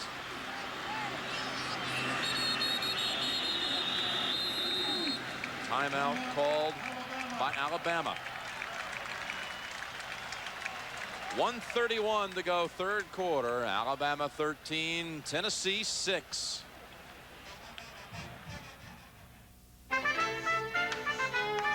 Key. Been a little concerned here so far, but sniffing the goal line right now that could send Tennessee into a tie ball game here. 13 to 6. Ball at the Alabama 21. Change in a hurry. You got Peyton Manning, his play calling ability. You start thinking about all the big plays in this game, going back to the missed extra point right after the Tennessee score, to the opening play of the game where Tennessee had Nash wide open, where he dropped the ball. There's been opportunities galore for both teams. Second down, 11. They're blitzing. Manning reads it. Ball deflected away at the last moment. It was Kevin Jackson. That pass had touchdown written all over it. Boy, did it. Alabama came with the blitz. Peyton Manning can beat you with his head and his arm. Audibilizing, the mental part of it is harder than the physical part. When they come, he just doesn't quite have enough steam on that ball. Can't quite get it in there quickly enough. It looked like it was going to be 6. Good effort by McCullough trying to run down the batted ball in the corner of the end zone. 3rd and 11. A fumbled exchange, and Bama has it.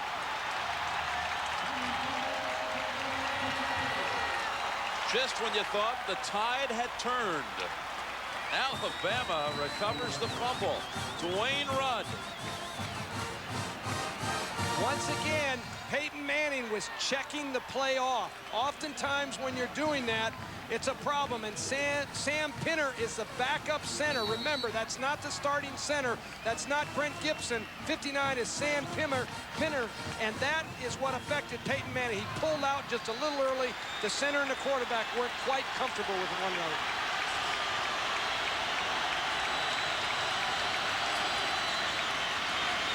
Riddle. Out to the 27. Stallings would love one of those long drives right now. Burn off some of the clock. Move it well into the 4th quarter. With that 7-point lead. I promise you, Peyton Manning right now is telling David Cutcliffe up in the press box, I didn't get the ball. It was a little short. He pulled out just a little bit, and there we've got the center talking it over with him, Sam Pinner as well.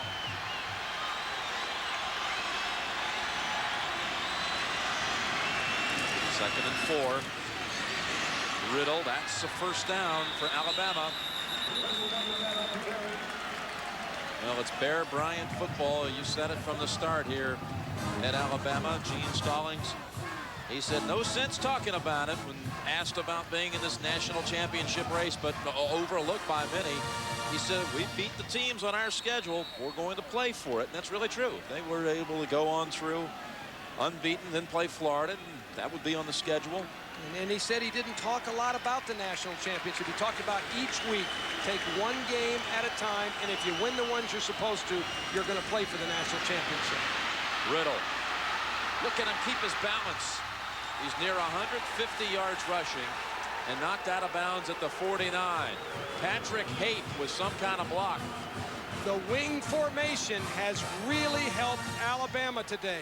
Patrick Haight lines up at the wing along with Rutledge as a tight end, and it creates a soft spot on the corner against the Tennessee defense. And that is what's allowing Dennis Riddle to find the running room in that defense.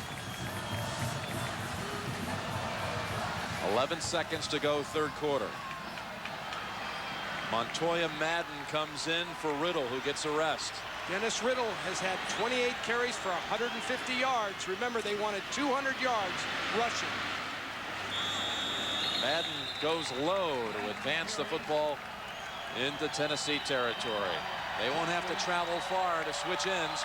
We've got 1 quarter to go. The 7th-ranked team in the country leads the number 6 team in the country by 7. We'll be back after this word from your local station. Start the 4th quarter. Dennis Riddle watching from the sidelines right now as Montoya Madden is in the backfield. Jim Nance, Terry Donahue, Michelle Tafoya. Bama leading by 7. Madden on 2nd down and 7. No gain. Billy Barron got there first. Bill Duff, too. That was a big defensive stop right there for Tennessee, because they put Alabama in a position Alabama does not perform well in, 3rd and long yardage. So when you can stop Alabama on 2nd down, they have a problem. The advantage is with Tennessee. As the rain intensifies, so does the drama. 3rd down and 9.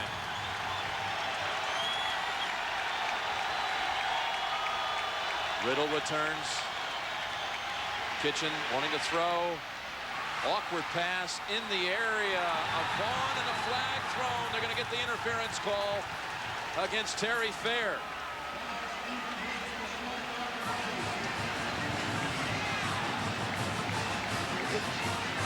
Terry Fair is covering man-to-man against Michael Vaughn, and you cannot hold on. You can't push off with either man, either offensively or defensively.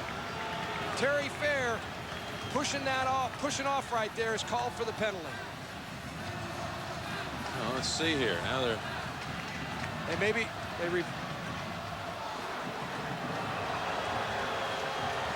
Defensive pass interference. Be 15 yards. Automatic first down. Florida State leading Virginia 21-17 as they start the fourth quarter. Wow, what a ball game going on there. Kitchen's pass was very strange looking. We know it's slippery out there, but well, you can see why. Tyrone right Hines, on the wrist. Tyrone Hines really knocked his wrist right there. Kitchens is a guy that's banged up. He's got bad ribs. He's got bad wrists. This guy, but he's a warrior. The players love him. They love to be around him because he has the mindset of a football player. Guys rally to that. From the 35 of Tennessee. Riddle outside with room. Oh, what a hit. What a tackle by Parker. He got his 39th career start today. Jason Parker had missed the tackle. Riddle may have been at least to the 20 or beyond. No question about it. Jason Parker saves a touchdown run because there is outside air in the defense, and Jason Parker comes up to make an open field tackle against a good back. Is one of the most difficult things any defensive back has to execute. Hall and Buchanan in as receivers, 2nd and 6. Holding on to that football with 2 hands when he got into traffic is Riddle. Fans love to see explosions on offense. They love to have high-scoring games, but coaches love this kind of game. This is football. This is what you love. Your defensive team slugging it out with your offense. The trenches are so important. The offensive and defensive lines. It's raining. Guys have mud on themselves. This is what football is all about, as far as I'm concerned. Trevis Smith, number 48, lined up as a fullback out of the eye. He caught a pass in the first half. 3rd and 3. And Riddle, I think he has it. Billy Ratliff on the tackle. First down, Alabama. You said look for Riddle to carry the football about 30 times today. Well, 31 already for 161. And it isn't over yet. And one of your numbers today was 200 yards rushing. Alabama hits the 200-yard mark in the running game. They've got a great chance to win the game. They're at 169 right now. Riddle will lose a little bit on that one. Ratliff backing him up, 2. Alabama's accustomed to controlling the football in the fourth quarter this season. Again, 7-0 on the year.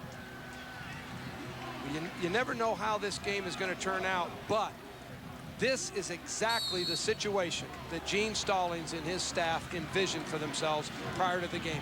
As far as they're concerned, the cards are being dealt their way right now. And Old Smokey, I'm not sure if he's falling asleep or exactly what's going on. He can't even watch. He's so nervous about this. 2nd down and 12. Madden doubled up by King and Ron Green.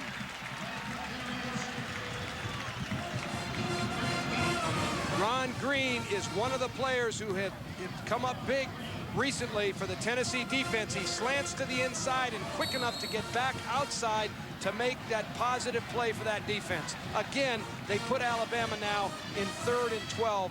This is not where Alabama wants to be in down and distance. Well, if they go to the air and fail to complete it, they would have a 43-yard field goal try. They did move the ball to the middle of the field on that last carry. 3rd down and 12 and a timeout called because they were going to lose 5 on the down clock. We'll be right back. Coverage of college football is sponsored by Nissan, who reminds you that life is a journey. Enjoy the ride. Philips Magnavox, bringing the power of the internet to your own television. And by Priority Mail from the U.S. Postal Service. 106,000 plus at Neyland Stadium. It's the largest crowd that Alabama has ever played in front of, and the Tide just called another timeout. They have one timeout now, facing 3rd and 12. Well, you hate to burn a timeout, but Freddie Kitchens made a great call. He saved himself 5 yards. Play action. Kitchens zips it. Look out! Look out! It's fair. Kitchens has an angle on him. Terry Fair in for the touchdown.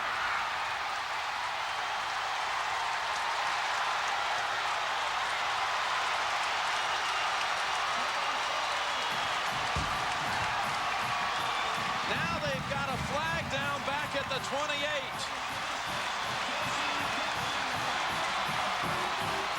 Right on the Tennessee sideline.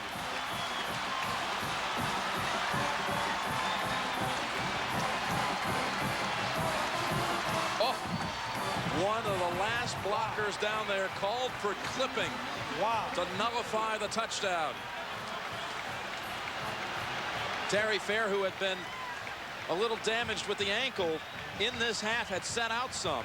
The coaches all week long talked about turnovers. Marcel West runs down, turns around. Terry Fair just makes a great break on the ball, and he's one of the fastest players on the Tennessee team. Right there, Kitchens gives a good effort, but there is a clip. You saw it, couldn't quite get the number, but definitely a clip.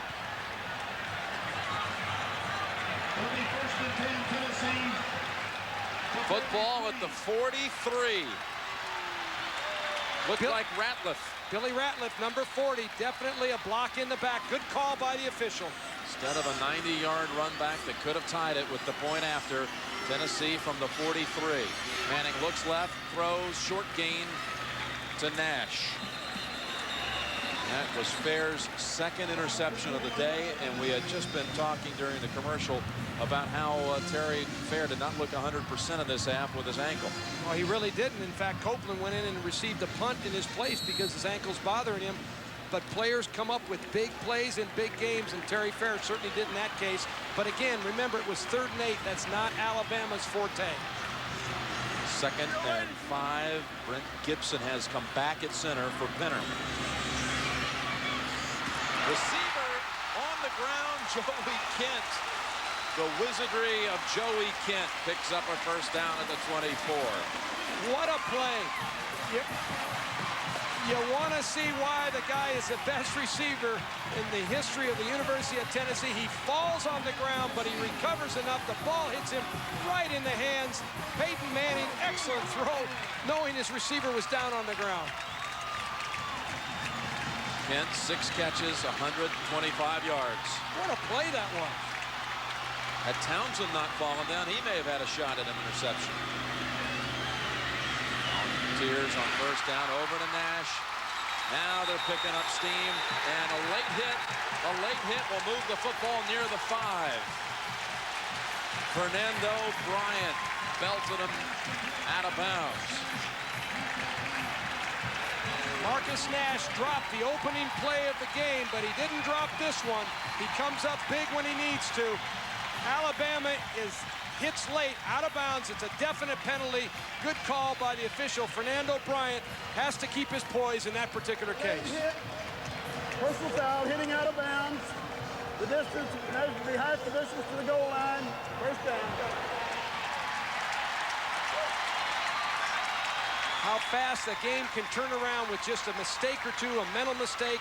That's just a mental error right there. First and goal to go. Tennessee from the 5.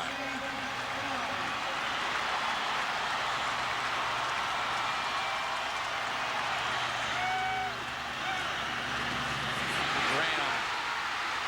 Give it to him. Touchdown, Tennessee.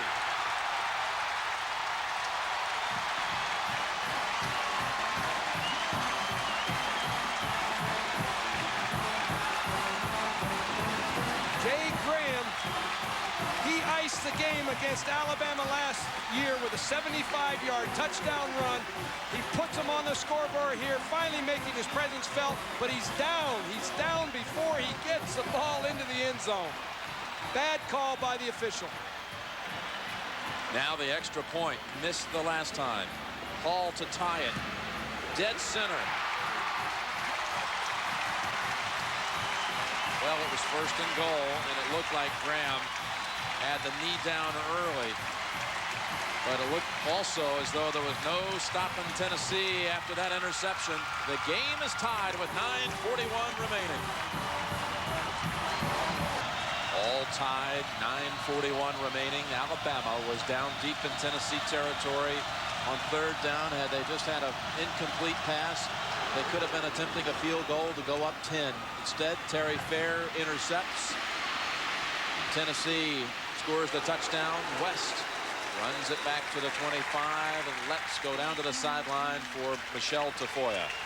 All right, Jim. Well, Tennessee's been getting much improved play from its offensive line after a confrontation between Phil Fulmer and Robert Poole, who got chastised for the poor offensive line play. As Fulmer walked away, Poole shouted back at him, but a teammate calmed him down by saying, show him he's wrong. And so far, Poole's been doing that, but this harkens back to earlier in the season when Poole felt he was being unfairly blamed for the poor offensive line play by the coaching staff and the media, Jim. Well, in that series, the offense just went 43 yards in 4 plays. Really clicking. And now the Tennessee defense awakens. Ratliff and Wilson. The dilemma that Alabama's in right now is that they can run the ball, but you've got to be able to loosen up the defense with some play-action passing. You've got to have some confidence in your quarterback. And Kitchens, Freddie Kitchens, is a player who makes big plays, but he also makes some big mistakes because of his inexperience. It's not going to happen his whole career, but it's happening to him right now. He's just got to fight through it. 2nd and 11. Kitchens, well, trying to buy time. And now there are 5 volunteers in the area.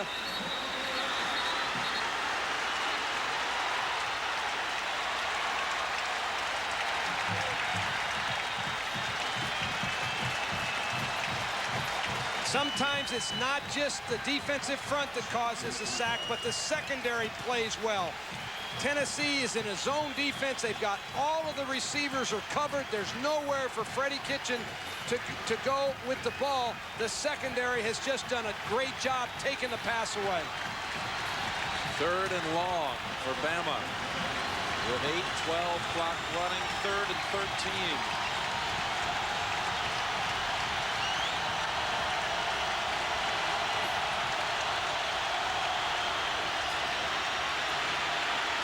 Kitchens, dangerous pass that would have lost yardage had it been caught by Travis Smith. Not a good decision.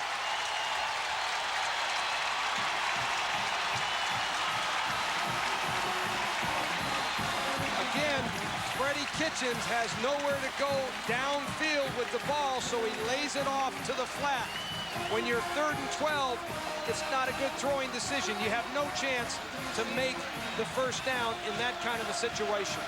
Stockton, he had heavy pressure last time. Copeland again is the return man, not Terry Fair, the nation leader. Great punt. Copeland, 33-yard line, down at the 37. So we have a half quarter to play in regulation. 13-13. Northwestern unbeaten in the Big Ten. It's only lost to Wake Forest. Manning in the second half, 7 of 9, 128 yards. Alabama last year was his big coming out game. He's in a position to win the game for Tennessee this year as well. This is a huge series for Tennessee. No way can Manning even get a thought of throwing that ball. Dwayne Rudd, bull rushed. The reason Dwayne Rudd is a Butkus finalist is the fact that he can come and put the pressure on the quarterback. He comes with the blitz. Again, it's not characteristic of Mike DuBose, the defensive coordinator, to blitz in this area of the field. Great call by DuBose. Distinguished list of semifinalists for the Butkus Award. Manning up top, looking for Kent. No flag. Fernando Bryant on the coverage. You got to be impressed with the way Tennessee is going to go after Alabama. The first play was a pass. They come right back trying to hit Kent. Kent gets off the line of scrimmage. Fernando Bryant covers him well. The ball is right where it needs to be, but it's just a great defensive play by Fernando Bryant. That's a great play. Third down, 3rd and 17. They have not converted all day, and this time they must cover 17 yards to pick up the first. Manning lofts it. Ball caught near the 50. Peerless Price for 20 yards. First down. It's almost a repeat of exactly the play before, except this time it's Peerless Price. Alabama is up and bumping run coverage. The wide receiver gets off. Manning lays the ball up beautifully. Reception, first down, Tennessee. Wow, just inside 7 minutes remaining. It's what Philip Fulmer told Michelle going to the locker room at halftime. That one-on-one coverage, we should be able to exploit it at some time. And there's some big plays out there to be had. Over the top. That could have been intercepted. What helps you as an offensive coach when you have a player like Peyton Manning and you have wide receivers like Tennessee does, it gives you the ability to play wide open. You don't have to be conservative because you've got one of the best quarterbacks in the country. You have a guy that the entire program, the entire university community believes in, and then you've got speed out there. So Philip Fulmer, he has a chance along with David Cutcliffe to be wide open, to spread out and go ahead and gamble. 2nd and 10, Graham. Knocked down by Myers and Jackson. It'll be 3rd and 8. And about 6.5 remaining before they even snap the next one. Florida off this week before the Georgia encounter, and Ohio State got the early edge on Iowa. Florida State with a battle that many didn't expect, although Virginia 13th in the country.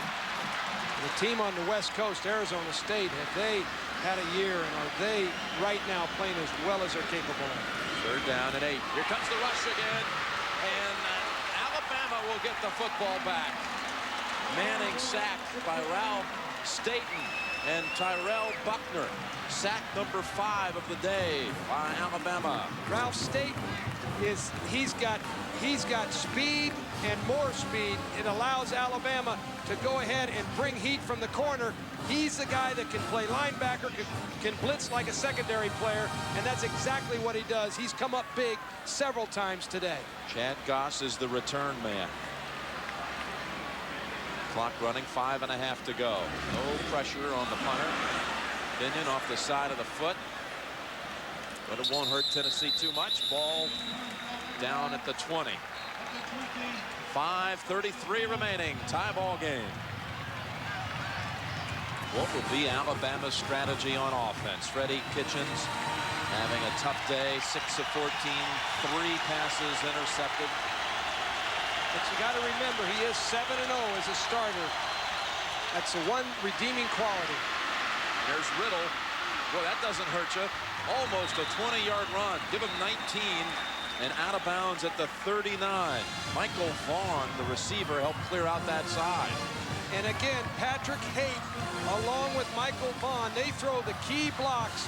They are the ones that seal the corner for Alabama and allow the back, Dennis Riddle, to get outside. The wing formation, either slotted or off the line, that has been the formation that has hurt the Tennessee defense the most today. And Patrick Happ has been the guy. Hey, Patrick Haight. First down, it's Riddle again. Near the 45, about 6. And the rest of the top 10, you'll run into these two as you look at the next 5. Alabama 7-0, ranked 7th, a slot behind Tennessee, and the AP poll are actually reversed in the coaches poll. Colorado, North Carolina. Colorado in a fight today with the Longhorns. 2nd down, 4. 4:50 to go, clock running.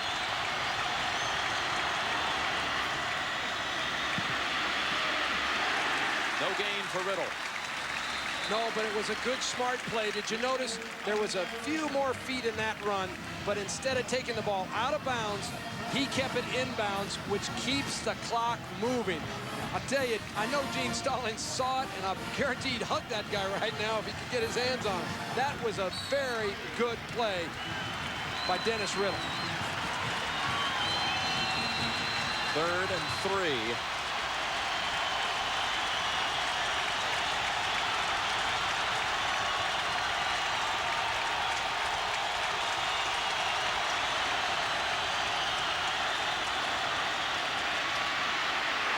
This is close. I don't think he has it. It's going to be less than a yard shy. Ron Green got him by the ankles. Dennis Riddle has carried the ball time and time again, come up successfully, but the Tennessee defense responds here. He's about a half yard short of the first down. Alabama is going to punt the ball.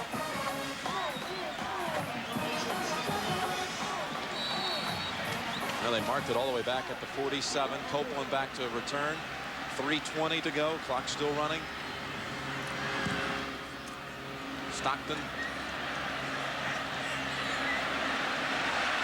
Oh, and you see some of the guys from Tennessee not aware of where the football is, and you hold your breath if you're Philip Fulmer. But it does not touch a Volunteer, and the ball is down at the 22. Peyton Manning comes onto the field with 3:11 remaining, trying to direct Tennessee to a win and drive them. With this rain and the way the kicking game has been today, you have to think to about the 30 of Alabama to have a shot at a winning field. And you've got the drama of one of the best quarterbacks in the country, Peyton Manning, playing into the teeth of one of the best defenses in the country in Alabama.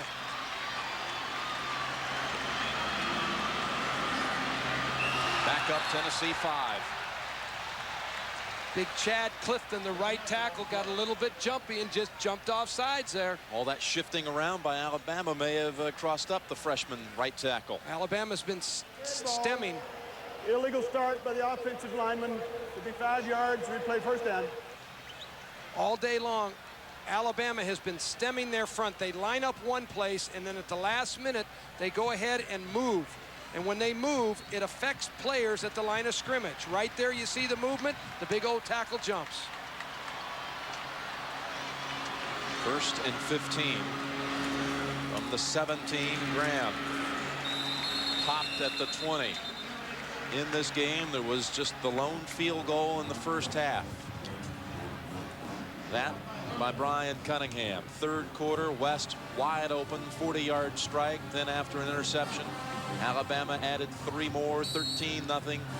The quick hit, Manning to Kent, 54 yards, extra point missed. Tennessee tied it on a Graham 5-yard run set up by the Terry Fair interception. And that's where it stands right now. 13-13, 2:35 remaining. 2nd and 12. Graham, gaping hole. Graham breaks the tackle.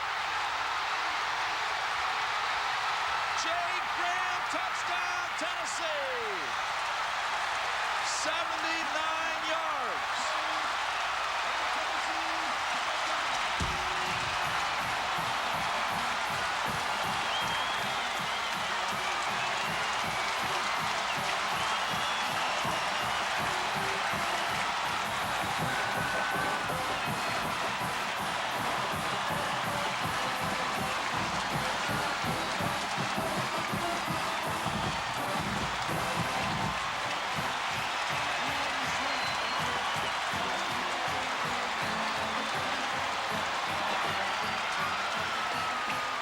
A senior season of frustration turned around on one carry by Jay Graham, and Tennessee takes the 20-13 lead with 2:17 remaining. You haven't heard us mention a fullback's name for Tennessee all day long, but watch the fullback, Eric Lane, make the block that springs him for the long run. And look at the hole after the block. And the only guy who can make the play is number 20, Kelvin Ziegler. He misses the play. He's got to make that play as as a safety man, a free safety, has got to make that play to stop the long touchdown run. Look at the size of this hole. Jay Graham, who came to Tennessee to not only play football, but to also run track in the 100 meters. His sister Kim won gold in Atlanta this year as a member of the United States 4x400 relay team. And this was a full sprint, 79 yards.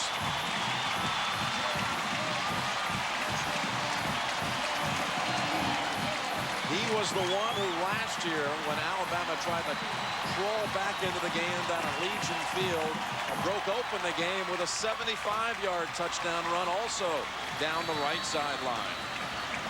Unbelievable. What a heck of a run.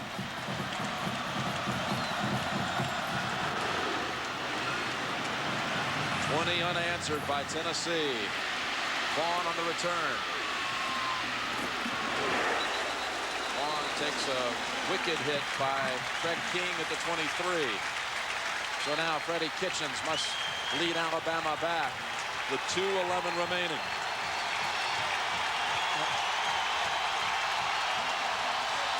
This is a situation that quarterbacks grow up in. They've got to learn to get through these kind of difficult environments. Freddie Kitchens is going to be pushed to the limit in this case against that Tennessee defense in this crowd. Alabama has only one timeout. Kitchens almost intercepted by Raymond Austin, who had a pick in the first half also. The last time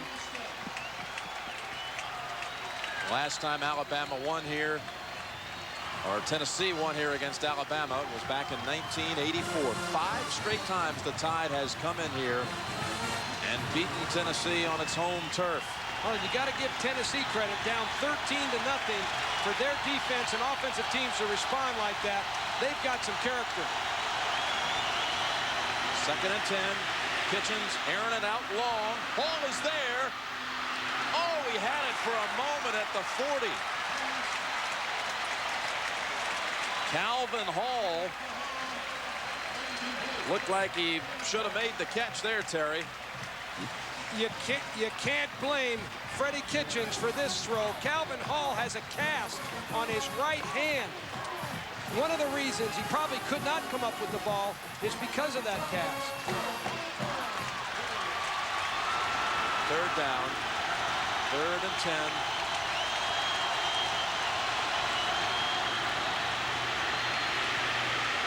Going long again. Vaughn is there. Vaughn makes the catch. Alabama has it near the Tennessee 20.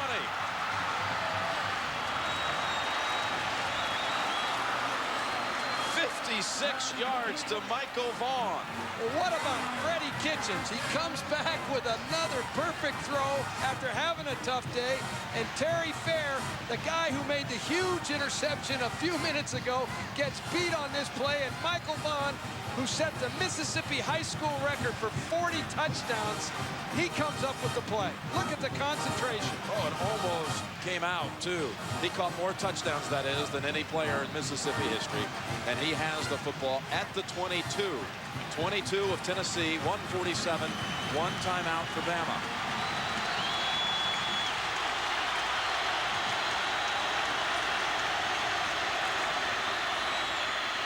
Haight with the run for the 16. That timeout that Alabama burned earlier in the game, it was a good call at the time. It was a thing to do, but that timeout will come back to haunt Alabama. That was the timeout, too, where they came out of it and threw the interception to Fair. It absolutely was, but Kitchens made a good call because he was running out of time. The play came in late from the sideline. 2nd and 4. To the line quickly inside 120. Riddle. Met right away by Tyrone Hines. And Kitchens wants to take their final timeout. They'll have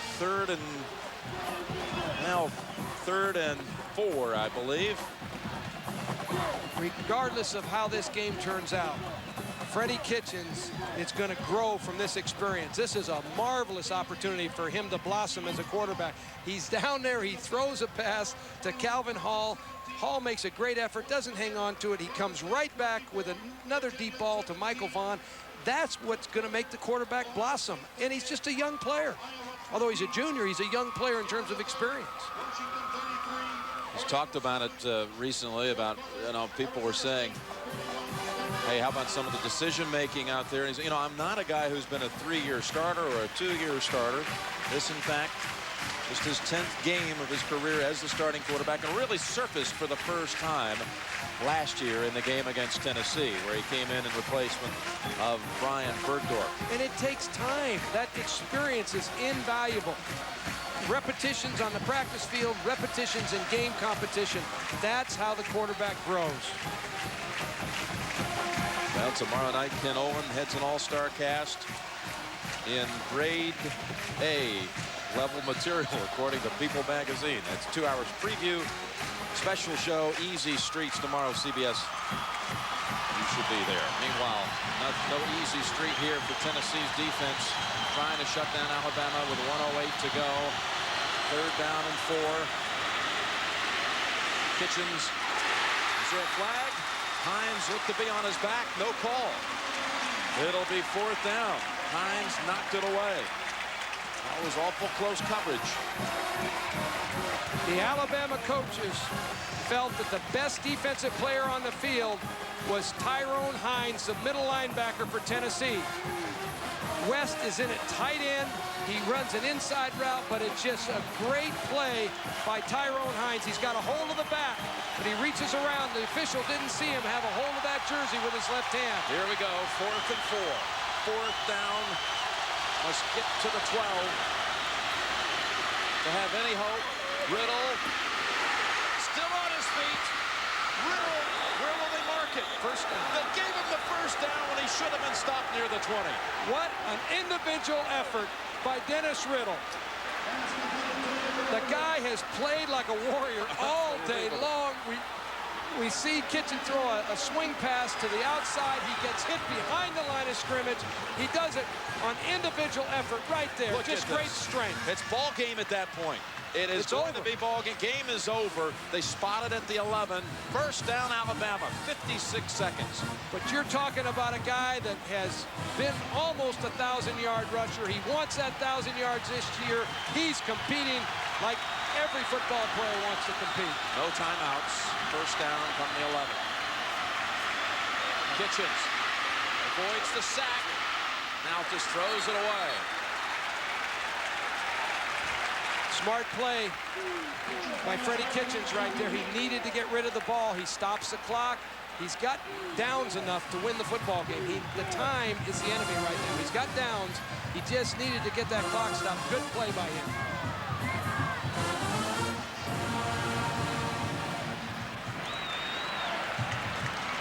Ray Austin locked up man-to-man against Vaughn. Got his hand in his face mask right there. Officials are going to let him play here at the end of the game like that. 2nd down, 10, and even 50 seconds remaining. Kitchens to the end zone and almost intercepted by Fair. Hall looked to bump him for a moment there. Fair already with 2 interceptions today. Unless you get a real violent interference play, you don't want to make a call in this area of the field. That's just 2 players going for the ball. Somebody shoves off, they're both shoving off as far as I'm concerned. Now 3rd down. Touchdown and an extra point to send this game into overtime.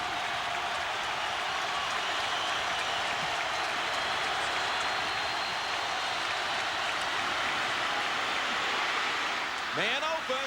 Haith was open and he was overthrown.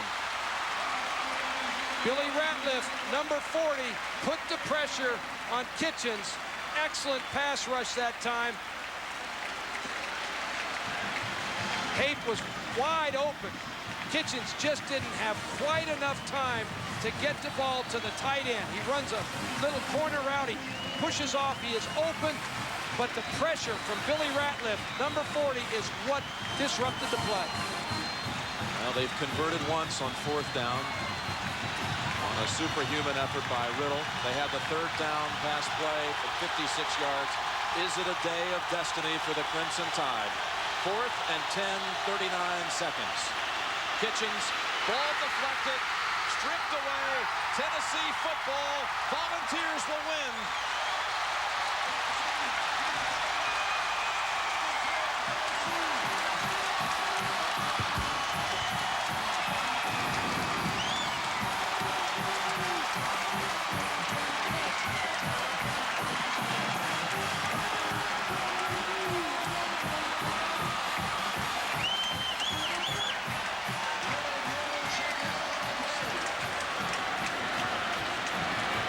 Watch Leonard Little, number 1, against Pete DeMario.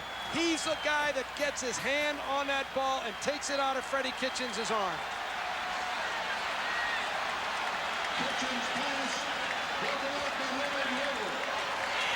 And Little shaken up after stripping the ball, hit by his own teammate, Jonathan Brown. Philip Fulmer's team responds, coming back from a 13-0 deficit in the 3rd quarter. They still harbor hopes of somehow working their way back into the championship picture. They need some help. It would not be unrealistic to believe that this team could eventually end up playing Florida again in the Sugar Bowl. A lot of things would have to happen, but Tennessee could win out from this point on and have a chance at getting ultimately what they want so badly, the national championship. Tennessee will be heavily favored in its last 5 regular season games, and in fact has not lost a game in November in the 90s. And that also has something to do with the fact Kentucky and Vanderbilt are always in that equation in November, but they'll be favored the rest of the way. They could go 10-1, and if someone like Colorado beats Nebraska, it could be Florida and Tennessee in the Sugar Bowl. Absolutely could happen. What an effort by both teams. Philip Fulmer, Gene Stallings, both had their clubs ready to play. It was a great college football game. This was college football, SEC style through the years.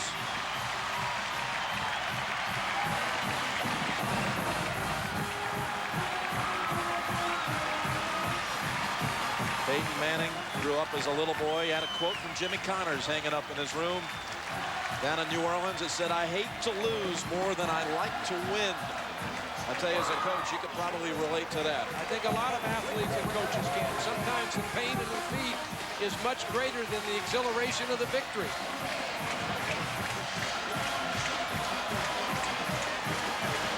Quite a scene down on the field at Neyland Stadium, and down there is Michelle Tafoya. All right, I'm with Jay Graham, who scored a 79-yard touchdown run. I know you've been waiting for a breakout game. Do you feel like this was it? That was a great play by the offensive line. I can't take all the credit, and I'd like to say thank you to God for giving me the ability to do that. They played hard, and I'm just grateful that I was able to be a part of that. All right, thanks a lot. Let's turn now. Wait a minute, Jim and guys. They're going to have a team prayer. We'll get back to you with Phil Fulmer momentarily. Back upstairs to you, Jim. Well, Tennessee was in a desperate situation, down 13-0 before fighting back. Now let's go back down there to Michelle. All right. All right, with Phil Fulmer. What a game you said at halftime. You needed big plays to come back and win this. Alabama found the first few big plays, but then Terry Fair and Jay Graham found it for you. There's 2 great teams going at each other, and the best rivalry in the South, one of the best rivalries in the South.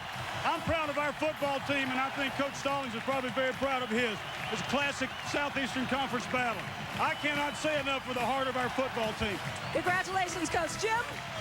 Congratulations, Philip Fulmer. And to Tennessee, they'll be singing Rocky Top through the night. For Terry Donahue, Michelle Tafoya, Jim Nance saying so long from Knoxville, Tennessee. Sponsored by Celstrix, the topical pain reliever arthritis specialists choose for their families. The topical pain reliever arthritis specialists choose for themselves and their families needs no prescription. It's Zostrix. In a national survey, rheumatologists chose Zostrix 11-1 over the next leading brand. Rheumatologists choose Zostrix for their own. Renewed between Alabama and Tennessee, fourth quarter. Jay Graham uses the hole, uses his speed, outruns the Alabama secondary. He goes 80 yards for the touchdown. The Vols take a 20-13 lead. Alabama with one last shot. Fourth down from the 11. Freddie Kitchens hit on the arm as he tries to throw. The Volunteers recover, and Tennessee gets the victory in Knoxville. 20-13, the final in that one. Conference. It's 7-0 Alabama in the third quarter. 3rd and 11 for the Tide. Freddie Kitchens back to throw. In trouble. Flushed out of the pocket. Looks for Marcel West. Wide open. 40-yard touchdown. And Alabama's up top now. Fourth quarter, it's Alabama 13-6. Tennessee driving. Jay Graham runs it in. They gave it to him, although it looked like he was outside the goal line. 13-0. Then after an Alabama turnover, here comes Jay Graham one more time. Down the sideline, 79-yard touchdown through the Crimson Tide defense. It's 20-13. Bama moves it back downfield. 39 seconds left. Kitchens. His hand is tipped. Ball knocked away by Leonard Little. Alabama has more yards gained in the game than Tennessee. But when it's all said and done, it's Tennessee rallying from down 13-0 to come up with the 20-13 victory. Not only circled, but now it's underlined and starred and highlighted as well. Alabama, undefeated, ranked number 6, and leading the SEC West, traveling to Tennessee to meet the Volunteers, who have lost just once this year. They're number 7 in the nation. They're likely playing against a ranked team for the last time until their bowl game to Knoxville. Any Volunteers? None to be found early. 10-0, 3-0 Tide in the third. Freddie Kitchens to Marcel West, wide open. 10-0 Bama. They were 13-point underdogs. Fourth quarter, 13-6 Bama. Kitchens picked off by Terry Fear. This will go for an apparent touchdown, but Clipping calls it back. Fair's touchdown, though pretty, for naught. UT would score later to make it 13-all. Same score under 3 minutes left. Jay Graham up the middle, almost untouched, hits the sideline. He is going. He is going. 79 yards, 20-13 Tennessee. Under a minute to go. Bama has a chance. Third down.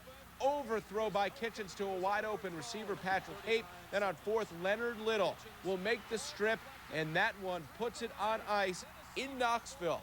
Tennessee comes from behind to win it 20-13 over Alabama. Virtually no offense in the first half. Then they combined for 30 points in the second, 20 of those to the winners. Tennessee's national championship, you know what I mean, may have been given a new life with a come-from-behind win. The defense, you know, we got to pick up the offense sometimes, and you know, when we get down, the offense got to pick us up. So it's just a two-man thing, you know, whatever. And you know, when we're down, they're gonna pick us up, and when they're down, we're gonna pick them up. And Tennessee's schedule the rest of the way, not exactly a killer. They have South Carolina, then Memphis, then Arkansas, then Kentucky, then Vanderbilt. They could still make some noise in the big picture, but they definitely need some help elsewhere. 1-14 in favor of Tennessee was the final score of this SEC rivalry. Chance for Alabama to go to Tennessee and keep alive the Crimson Tide dreams of a perfect season. Second quarter and scoreless. Tennessee 1st and 10 at their own 19. Peyton Manning looking to throw, but the blitz, Chris Hood, the blind side, the sack, the fumble recovery. Alabama couldn't punch it in for a touch. It's a 3-0 lead. Alabama now up 3-0 in the third. Freddie Kitchens flushed up top to Marcel West. 40-yard touchdown, 10-0 Alabama. The lead is 13-0 Crimson Tide in the third quarter. Manning to Joey Kent. 54 yards, touchdown. Tennessee missed a field goal, an extra point later, so it's just a 13-6 game. Now fourth quarter, Jay Graham, they give him the touchdown that ties the game at 13. Then the big play of the game is Graham breaks down the sidelines, 79 yards for the touchdown. Alabama had a 13-0 lead. Tennessee comes back to take a 20-13 lead. 39 seconds left, 4th and 10. And Leonard Little comes away to knock it away from Freddie Kitchens. Tennessee survives, hands Alabama a first loss of the season, even though Alabama had more yards in this game than Tennessee. Is the Volunteers who survive and get the victory. Afterwards, Steve Cyphers talks with the touchdown maker, Jay Graham. All week long, the articles were how your rushing average was down from a year ago, and today you certainly came to rise. Was it you or the line? It was a great blocking by the offensive line. I just followed the holes, followed the cuts. I tried to hit every hole and run north and south. You know, the offensive line, hats off to them because they had a great game. How sweet is this win? It's very sweet. You know, to win this game for a great team like Alabama, because they play hard and they play great with a lot of dignity. I tell you, our defense was great. Their defense was great. It was two great defensive football teams. Offense, they stopped us a bunch. Finally got enough points to win the game. Peyton Manning was held in check, and so was that Tennessee offense in the early going. But you see in the last 20 minutes, they were able to turn it up as Alabama had a lead of 13-0, couldn't play with that lead. Now Alabama, for the first time this season, like West Virginia just a few minutes ago here on ESPN, takes a loss. Also in the Southeastern Conference and down the road for Alabama. There will not be an undefeated season for the Crimson Tide. What about for Tennessee? Well, I think with Tennessee, they put themselves in a position now if they can win out, and I think it's very favorable that they will. They will put themselves in a coalition with Alabama. They have got to be able to upset Florida to get themselves in a coalition.